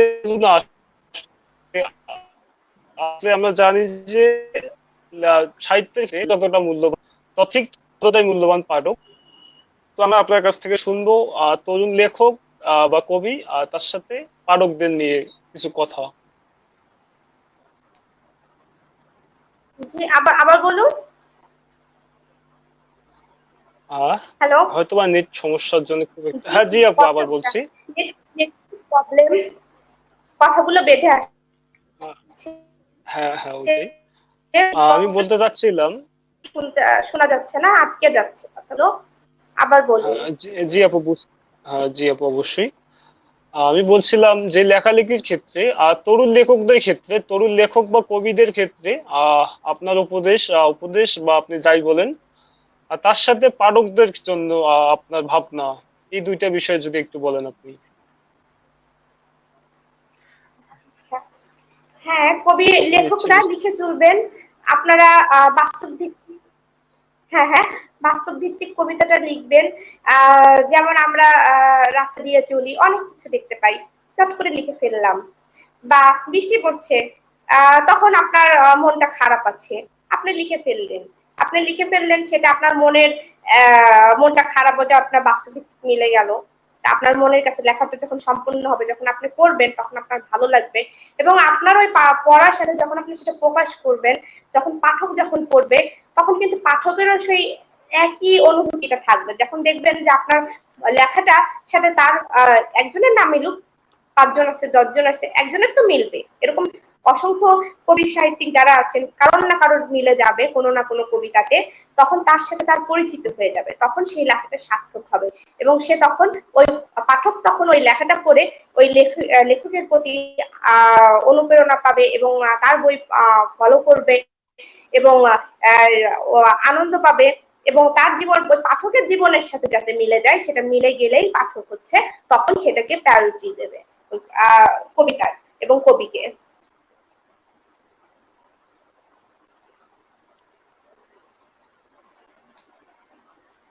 অনেক ধন্যবাদ আপু। হ্যাঁ, মনিরুল সরকার শুনছে নিশ্চয়ই। মনিরুল সরকার, হ্যাঁ হ্যাঁ, শুনছি, বলেন। আমরা অনুষ্ঠানের একেবারে শেষ পর্যায়ে, আমরা অনুষ্ঠানের শেষে আপুর গান দিয়ে অনুষ্ঠান শেষ করব। আপুর কাছ থেকে একটা গান শুনতে চেয়েছে পাঠকরা, পাঠকরা বলবে দর্শকরা। তোমার কাছ থেকে শুনতে চাইবো তরুণদের নিয়ে তোমার ভাবনা। আপু অনেক সুন্দর করে তরুণদের নিয়ে বললেন যে আসলে আমাদের লিখে যেতে হবে, কেবল লিখলেই আমরা কবি বা সাহিত্যিক হতে পারবো, কেবল লিখলেই কবিতা হবে না লিখলেও তার কবিতা হবে না। আর পাঠকদের উদ্দেশ্যে তিনি অবশ্যই। বলেছেন পড়তে হবে, পড়লেই আমরা লেখকদের সাথে একটা যে সম্পর্ক সেটা তৈরি হয়ে যাবে লেখার মাধ্যমে। তো আপনার কাছ থেকে জানতে চাইবো আসলে তরুণ লেখকদের উদ্দেশ্যে আপনার ভাবনা বা আপনার বার্তা। আমার তরুণ লেখকদের অবশ্যই কথা থাকবে যে তরুণ লেখকদের প্রথম দিকে অবশ্যই চর্চা করা উচিত, এবং লেখাটা আসে পড়া থেকেই। বেশি বেশি পড়তে হবে। যে যত বেশি পড়বে সে তত বেশি লিখতে পারবে। এবং বেশি বেশি পড়া উচিত ভালো ভালো রাইটারের বই। আহ, ভালো ভালো রাইটারের বই পড়লে অবশ্যই ভালো কিছু করা সম্ভব। এবং পড়তে পড়তে এমনিতেই মনের মধ্যে আগ্রহ চলে আসবে যে আমরা কিছু লিখি। এবং ভালো ভালো লাইন যখন সে পড়বে এবং তার মনের মধ্যে অনুভূতি সঞ্চার করবে যে আহ, এত সুন্দর একটা লাইন পড়ছি, হ্যাঁ এর বিকল্পভাবে আমিও একটা এইভাবেই লাইন তৈরি করতে পারি ক্রিয়েটিভিটি ভাবে। এবং সেও এইভাবেই মানে পড়া থেকেই লেখা শুরু করতে পারে। এবং অবশ্যই প্রথমে আমি বলবো যে পড়তে হবে। না পড়লে এটা কখনোই সম্ভব না, কারণ নতুন নতুন শব্দের সঙ্গে পরিচয় হতে হবে, নতুন নতুন কথামালার সঙ্গে পরিচয় হতে হবে। তবেই লেখালেখি সম্পর্কে অগ্রগতি সম্ভব। এবং কবিতা এটা হচ্ছে চর্চার বিষয়, যে যত বেশি চর্চা করবে সে তত বেশি অগ্রসর করতে পারবে। অবশ্যই চর্চা করা উচিত সবার। আমি নতুনদের উদ্দেশ্যে এই কথাগুলোই বলবো আর কি।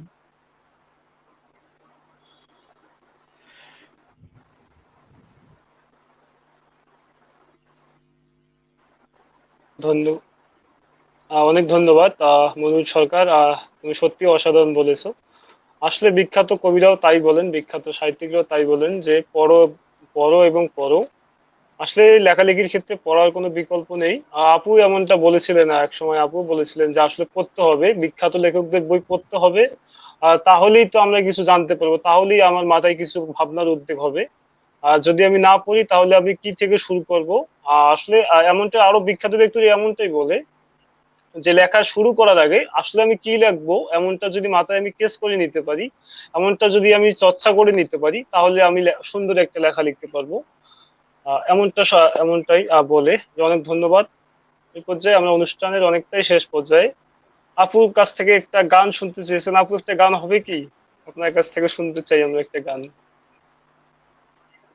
আমি গান বলবো। উম, দুই লাইন, দুই লাইন বলবো। তার আগে আমি একটা আমার বিশিষ্ট কবি, ভারতের একজন বিশিষ্ট কবি তমা কর্মকারের লেখা কবিতা আমি পাঠ করব, আবৃত্তি করি এটা। এই কবিতাটা আমার খুবই প্রিয় এবং আমার প্রিয় কবি তিনি। যেহেতু ওনার আজকে উনি একটু অসুস্থ, না হলে উনিও থাকতেন আমাদের মাঝে। ওনাকে মিস করছি, তবুও ওনার কবিতাকে আমি পছন্দ করি, ভীষণ ভালো লেখেন উনি, অনেক বড় কবি আমাদের, কি বলবো, সিনিয়র। এবং আমার ওনার কাছ থেকে আমাদেরই শেখা, মানে আমাদের ধরতে গেলে গুরুই বলতে হয়। তো আমি ওনার কবিতা আমি পাঠ করছি। এটা সত্যি আমার খুব প্রিয়। সত্যি সত্যি আপু, এক মিনিট আমি একটু বলি। আপনি আমাদের মনের কথা বলেছেন। তোমা দিদিকে আমরা একটু চিনি, ওনাদের সাথে একদিন আমরা একটা অনুষ্ঠানে যুক্ত হতে পেরেছিলাম। দিদির কথা সত্যি আপনি মনে করে দিলেন। দিদি আসলে অসাধারণ একজন মানুষ, অনেক বন্ধু সুলভ একজন মানুষ। হ্যাঁ, উনি অনেক ভালো আহ মানুষ। আহ, আমি যাক ওনার তাহলে কবিতা আমি ইয়ে করছি, হ্যাঁ হ্যাঁ হ্যাঁ, তাহলে শুনি দিদি। আবৃত্তি করছি।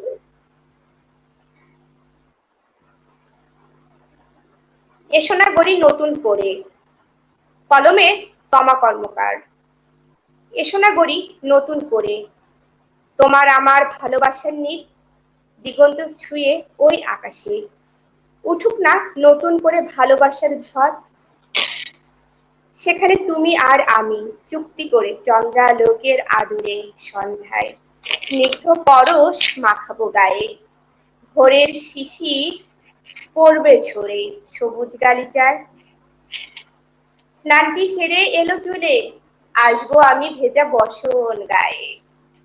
দুষ্টুমি যে বাড়বে তোমার, বাজবে নুপুর আমার পায়ে, কোমর বিছা বলবে ডেকে, ওগো সখা যাও কোথায়, এসো না তুমি প্রাণে। বলবে তুমি মৃদু হেসে, শিমুল পলাশ বকুল জুই আনি কুড়িয়ে, গাঁথবো মালা সখীর সনে, দেব সখীর এলো চুলের খোপায় জড়িয়ে, সখীর কণ্ঠে কুন্দমালা, সে যে আমার ভীষণ প্রেম জ্বালা। শরৎকালে ভাষা মেঘের দেয় যে উকি বারে বারে, ভাসিয়ে নিয়ে যায় মন চলে যায় দিক হারিয়ে কোন সুদূরে। ভালোবাসার নীড়ে বসে লিখি আমি আত্মসুখে, মনের কোণে গোপন ব্যথা দেয় ভুলিয়ে। ধন্যবাদ। সত্যি অসাধারণ, দিদির লেখা অনেক সুন্দর, লেখা অনেক অসাধারণ লিখেন তিনি। তার সাথে আপনার আবৃত্তি অনেক সুন্দর ছিল। এই পর্যায়ে আমরা অনুষ্ঠানের একেবারে শেষ পর্যায়ে আপনার কাছ থেকে গান শুনবো। তার আগে আরেকবার দর্শকদের কমেন্ট গুলো আরেকটু দেখে নিব। মনিপ রায় তিনি লিখেছেন, অনেক ভালো লাগলো দাদা, আরো সামনে এগিয়ে যান। অনেক কৃতজ্ঞতা আপনার প্রতি। এইভাবেই আশীর্বাদ, এইভাবেই পাশে থাকবেন, আশীর্বাদ করে যাবেন আমাদের সবার জন্য। রিপন রায় তিনি লিখেছেন, গোকুল দাদা সত্যি অনেক ভালো লাগলো। অনেক যাই হোক, অনেক ধন্যবাদ রিপন রায়, তোমাকে শেষ পর্যন্ত আছো, অনেক ধন্যবাদ, আশা করছি এভাবেই থাকবে। মোহাম্মদ এনামুল ইসলাম তিনি মঞ্জুল বাকের বারিশা শুনতে চাই। আসলে আমরা অনুষ্ঠানে অনেক একবারই শেষ পর্যায়ে, তো শেষ রিকোয়েস্টটা আমরা অবশ্যই রাখবো, মঞ্জুলের কাছ থেকে বাকের বাড়ি শুনবো। আর কিছু লিখেছেন শ্যামল বিশ্বাস, ভাগ্নে অনেক সুন্দর, খুব ভালো লাগলো। অনেক ধন্যবাদ মামা, আপনি আমাদের সাথে আছেন, এভাবেই থাকবেন, আশীর্বাদ করবেন, আপনার জন্য অনেক শুভকামনা। জাহিদ হাসান বাদন ভাই আবার লিখেছেন, পড়াশোনা একজনকে পূর্ণাঙ্গ ব্যক্তি তৈরি করে, আলোচনা তাকে প্রস্তুত করে এবং লেখা তাকে শরিক করে। সত্যি কি অসাধারণ একটা কথা তিনি লিখেছেন। সত্যি কি বলবো, আমি মুগ্ধ হয়ে যাচ্ছি আপনার কথাটা, আপনার কথা দেখে। পড়াশোনা একজনকে পূর্ণাঙ্গ ব্যক্তি তৈরি করে, সত্যি পড়াশোনা না করলে আমরা আসলেই কিচ্ছু না। পড়াশোনা আমাদের অবশ্যই জানতে হবে, কারণ পড়াশোনা জানলেই বিশ্বকে জানতে পাবো, আমরা নিজের জীবনকে জানতে পাবো, নিজেকে জানতে পাবো, আসলে সবকিছুর জন্য পড়াশোনার মধ্যেই। কিন্তু তারপর আপনি বলেছেন আলোচনা তাকে প্রস্তুত করে, আসলে সত্যি যদি আমরা আলোচনা না করি, আর যদি মানুষের সাথে আমরা না মিশে আড্ডা না দিই, তাহলে আমরা আসলে নিজেকে প্রস্তুত হইতে পারবো না। এটা অনেক সুন্দর। তারপর লিখেছেন লেখা তাকে সঠিক করে, সত্যি অসাধারণ লিখেছেন জাহিদ হাসান বাদন ভাই, অনেক কৃতজ্ঞতা আপনার প্রতি, অনেক শুভকামনা। শ্যামল বিশ্বাস তিনি আবার লিখেছেন, তোমার জন্য আমার আশীর্বাদ, অনেক ধন্যবাদ মামা, আপনাদের আশীর্বাদ আছে বিদায় আমরা এত দূর, এভাবেই থাকবেন পাশে। আর দর্শকদের উদ্দেশ্যে একটু বলতে চাই, সকলকে অনেক ধন্যবাদ। আজকের নেট প্রবলেমের জন্য হয়তো বা অনুষ্ঠানটি আমরা খুব একটা ভালোভাবে করতে পারিনি, এজন্য আপনাদের কাছ থেকে ক্ষমা চেয়ে নিচ্ছি। আর এভাবেই থাকবেন আমাদের পাশে, আমাদের সাপোর্ট দিয়ে যাবেন, আমাদের যারা লেখালেখি করে তাদেরকে দোয়া করবেন, তাদের পাশে থাকবেন, এবং আপনারা যা লেখালেখি করতে চান বা লেখালেখি ভাবছেন লিখবেন কিন্তু শুরু করতে পারছেন না, আসলে মনের কথাগুলো যেরকম ভাবেই পারেন খাতায় লিপিবদ্ধ করেন, বা যে কোনো ভাবেই লিপিবদ্ধ করেন, আজ করেন, কাল করেন, পরশু করেন, একদিন দেখবেন যে আপনি অনেক সুন্দর একটা লেখা লিখে ফেলেছেন। আসলে সত্যি প্রত্যেকটা কাজেই আমাদের করতে হবে, কাজ শুরু করতে না পারলে শেষ করতে পারবো না, কাজটা শুরু করেন দেখবেন শেষ করতে পারবেন। তাই তরুণ যারা লিখতে যাচ্ছেন তাদের ভাবনার কোনো কিছুই নেই, আপু বলেছেন এমনটা, মনিরুলও বলেছিলেন যে আসলে পড়তে হবে, তার সাথে লেখা শুরু করতে হবে। আপনি এমনটা কথা অনেক সুন্দর করে বলেছিলেন যে লেখা শুরু করতে হবে। আসলে আমাদের ভাবনায় যা আসে তা আগে লিখি না কেন, আসলে আমি প্রথমবারই কবিতা লিখতে হবে এমনটা তো না, আসলে আমি লিখি, আজকে লিখি, কালকে লিখি, একদিন না কোনো একদিন অবশ্যই আমি একটা ভালো কবিতা লিখবো। আসলে যারা বিখ্যাত সাহিত্যিকরা আছে তারা, আমরা হয়তোবা তাদের সেরা ডায়েরি গুলো পাইনি, তারাও হয়তো অনেক ডায়েরি এরকম করে ছেড়ে ফেলেছে, অনেক কিছু কবিতা কেটে দিয়েছে, তারপর তাদের কাছ থেকে আমরা ভালো ভালো লেখাগুলো পেয়েছি। আপনারা এইভাবে লিখে যান, আপনি একদিন অনেক ভালো কবিতা লিখবেন, অনেক ভালো গল্প লিখবেন, অনেক ভালো উপন্যাস লিখবেন, এই আশা ব্যক্ত করি। আর পরিশেষে আপুর কাছে গান শুনবো আমরা, তার আগে যাব মনিরুলের কাছে। একজন শুনতে চাইছেন বাকের ভাই, আসলে মনিরুল বাকের ভাই খুব সুন্দর করে আবৃত্তি করে। আর বাকের ভাই আসলেই নাটকটি যে ছিল, নাটকটি আসলেই বাংলাদেশের মানুষদের হৃদয় ছুঁয়ে গিয়েছিল, সেই আমাদের আসাদুজ্জামান নূরের, আমাদের নীলফামারী মানুষ, যার অভিনেতা যিনি, তিনি বাকের ভাই নামে পরিচিত অনেকটা। আমরা এবার শুনবো মনিরুলের কাছ থেকে, সে বাকির ভাইয়ের লেখা চিঠিটি, বাকির ভাইকে উদ্দেশ্য করে যে চিঠি। মনিরুল। আচ্ছা, ধন্যবাদ এনামুল ভাইকে। এনামুল ভাই বরাবর মতোই আমার কাছে এই বাকের ভাই খোলা চিঠিটি শুনতে চায়। উম, এবং তার নাকি অনেক ভালো লাগে। ধন্যবাদ এনামুল ভাইকে। আমি চেষ্টা করছি পাঠ করার। প্রিয় মুন্না, কেমন আছো? আমিও ভালো আছি। ইহকালের নামাজ রোজা তেমন রাখি নাই। রমজান মাসেও লুকায় লুকায় চা বিড়ি খাইছি। সুযোগ পাইলেই এরও হালকা মালিশ করে দিছি। কিন্তু আমি মরার পর তুমি নাকি 2 হাত তুলে মরা কান্না কান্দো। যদিও access crying is very bad, কিন্তু তোমার দোয়া বড় সাংঘাতিক। ইহকালে টর্চার করে আসলেও পরকালে আমার কেউ টর্চার করতেছে না। তুমি তো কান্দো কেন মুনা? এবার একটা বিয়া করো, সংসার করো। তোমারে কইছিলাম না মাইরে ভাইটামিন আছে। মাইরে কোনো ভাইটামিন নাই মুনা। ভাইটামিন আছে প্রেমে, সংসারে। ফাঁসি নিয়ে আমার তেমন কোনো দুঃখ নাই। অন্য কাউরে খুন না করলেও তোমার মন রে আমি খুন করছি।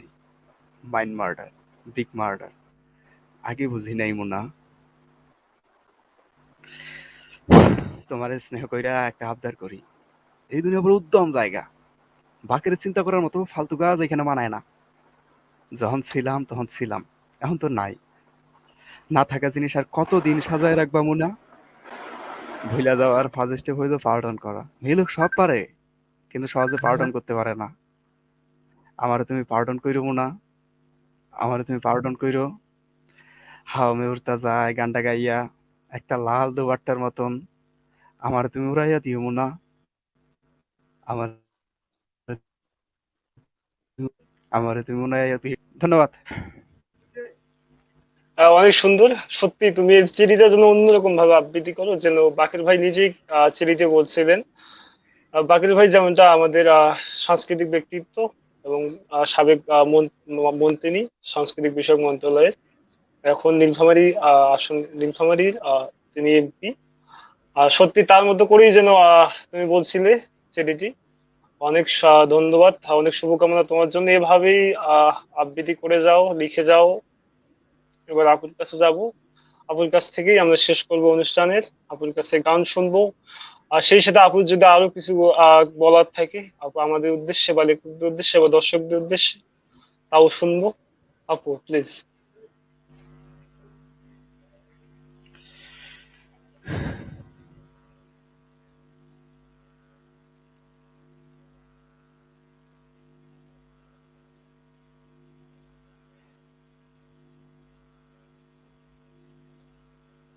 আপু কোনো কারণে ডিসকানেক্ট হয়ে গেছে।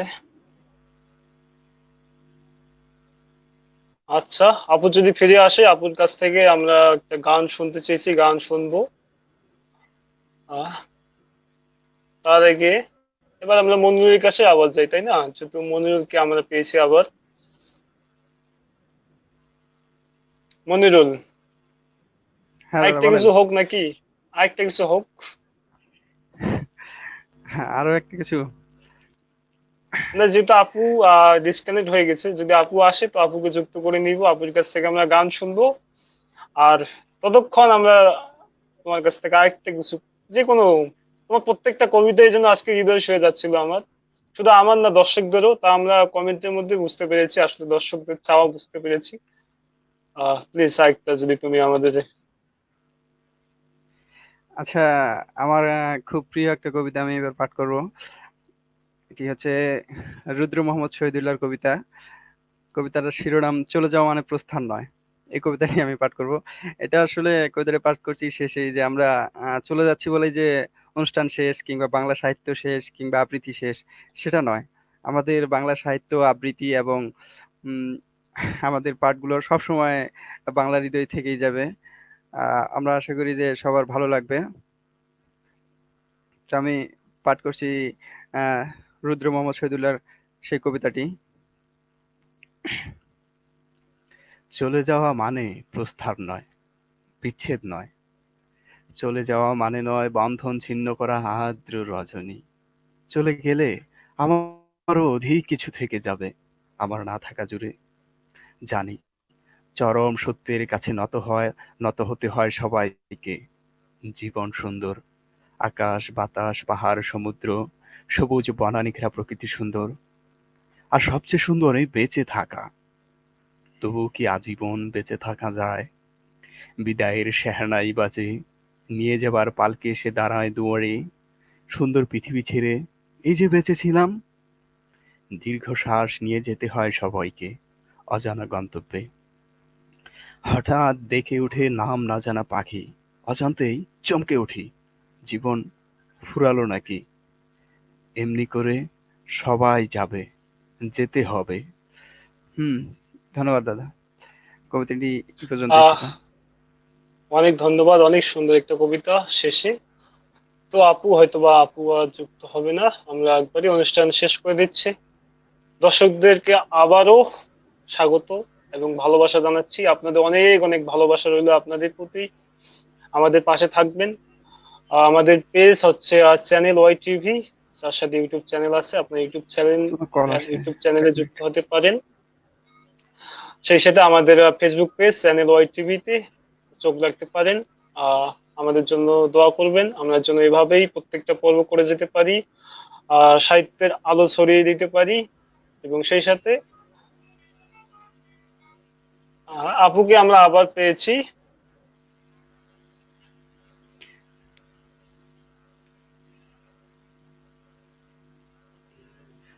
দাঁড়া দাঁড়া দাঁড়া, লিখবি।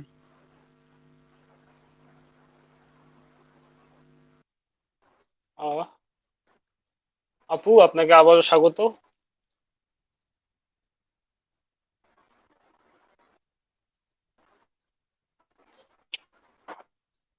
আপু শুনছেন নিশ্চয়ই?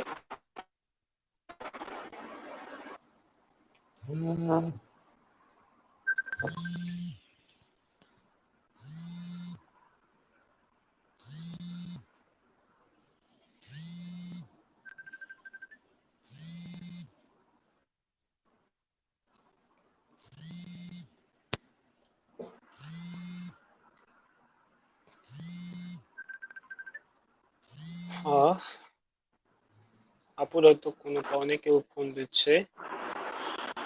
আমরা সবার শেষে কমেন্ট গুলো দেখে নিব। আসাদুজ্জামান অন্তর, তিনি লিখেছেন হ্যালো। অসাধারণ মনিরুল ভাই। হ্যাঁ আপু, শুনতে পাচ্ছি এবার। হ্যালো, শোনা যায় আপু?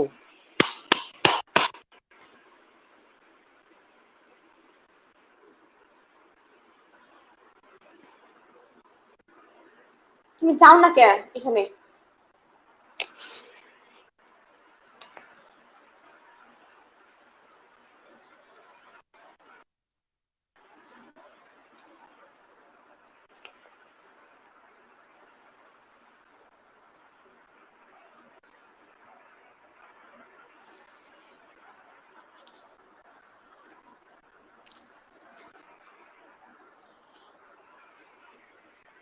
আপু শোনা যাচ্ছে কি?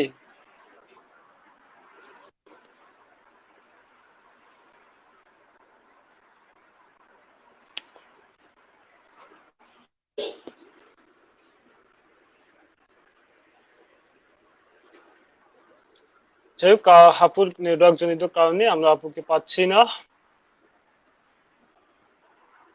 তো আজকে অনুষ্ঠানটি আমরা এখানে শেষ করছি। আপনারা পাশে থাকবেন, এভাবেই আমাদের সাথে থাকবেন। চ্যানেল ওয়াই টিভি পেজে লক্ষ্য রাখবেন। ফেসবুক, ইউটিউব আছে, সেখানেও লক্ষ্য রাখবেন এবং আমাদের সাথে থাকবেন। সকলের প্রতি রইল আবারও অনেক শুভেচ্ছা এবং ভালোবাসা। অনেক ধন্যবাদ সবাইকে।